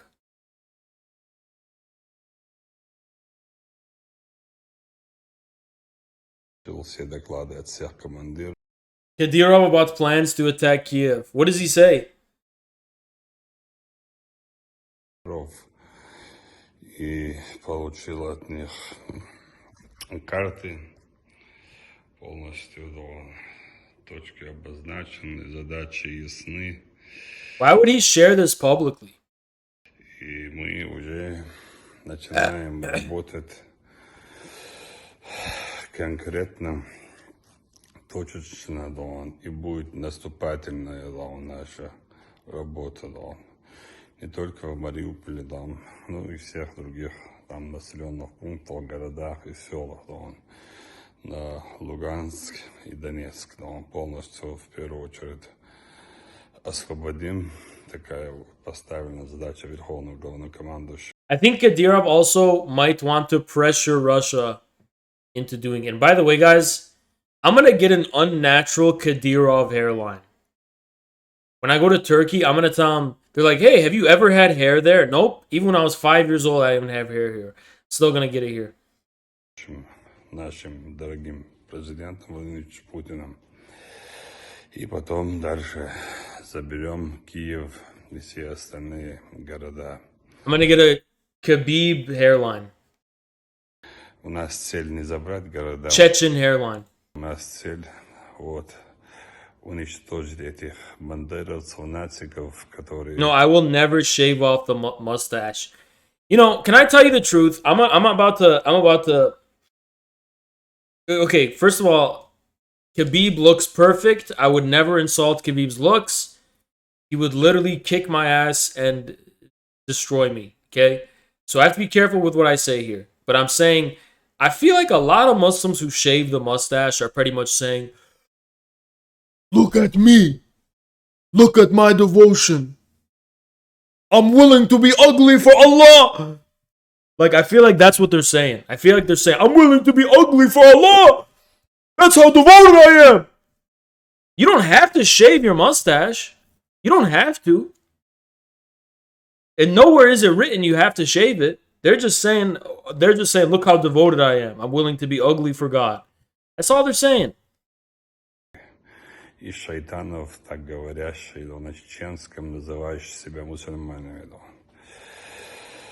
Дело в том, что... But Khabib looks good, and I'm only saying that because I'm scared of that guy. All right, anyway. Let's go back to a documentary. He actually does look good, though, not gonna lie. But he doesn't have to care because he's married. These small territories, the last... You don't even have to give a fuck. Remnants of the British Empire, which are still overseas territories today. They are still the last remnants. You know, why is it that my people don't know an in-between? They either got the Saddam mustache or they got only the beard. Can somebody tell my people you can have both? You don't have to choose. Of the British Empire. You don't got to choose between the Saddam mustache and the beard. You can have both.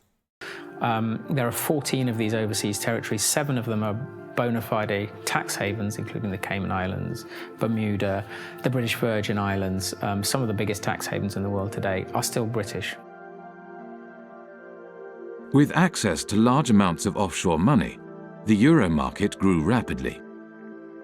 By 1980, it had reached $500 billion. By 1988, $4.8 trillion. And by 1997, nearly 90% of all international loans were made through this market. The British Empire had sunk, leaving hardly a trace behind. But the City of London adapted and survived.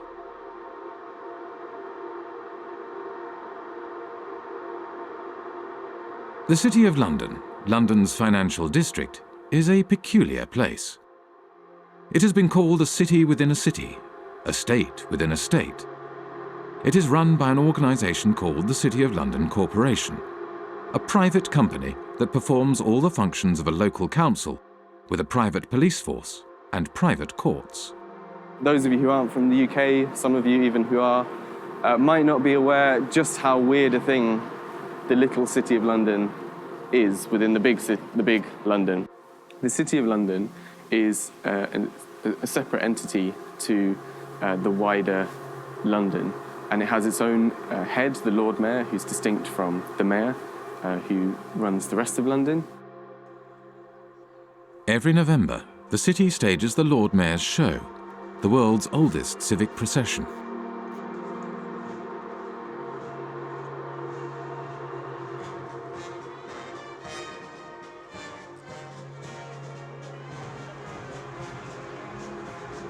The City of London has long had this curious legal status because back in 1066, when William the Conqueror came over, the city was one of the only portions of England that he failed to conquer, and he struck a deal with the city in 1067 that allowed them to continue functioning.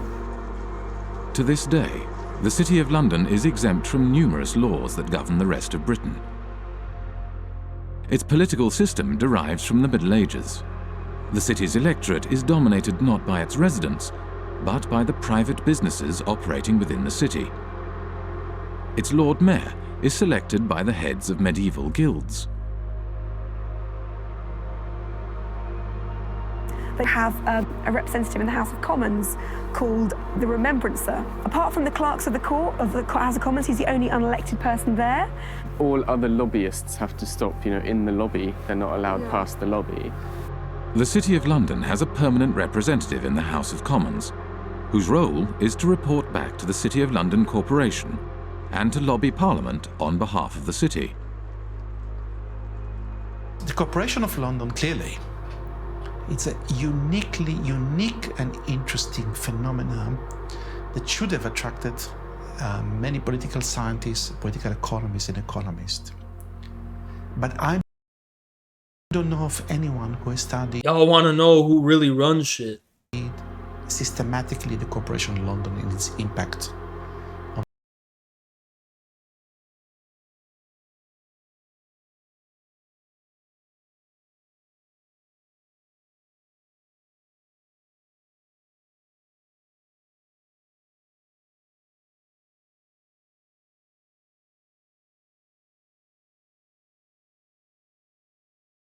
Every time you guys sage, it's so sad. It's like, oh my god, it's like I kicked a 5-year-old.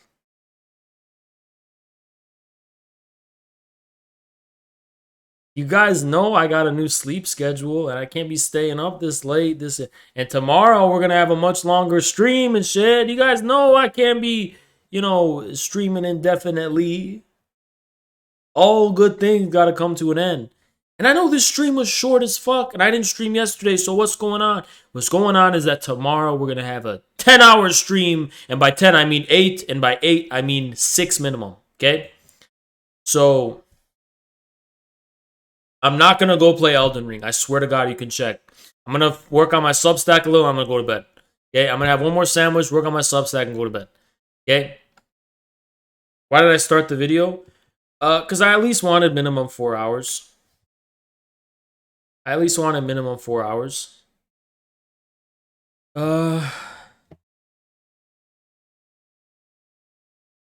Substack's on Don't Worry About It. That's what it's on. It's on the Don't Worry About It with a side of chill, and I'll see y'all tomorrow. Bye-bye.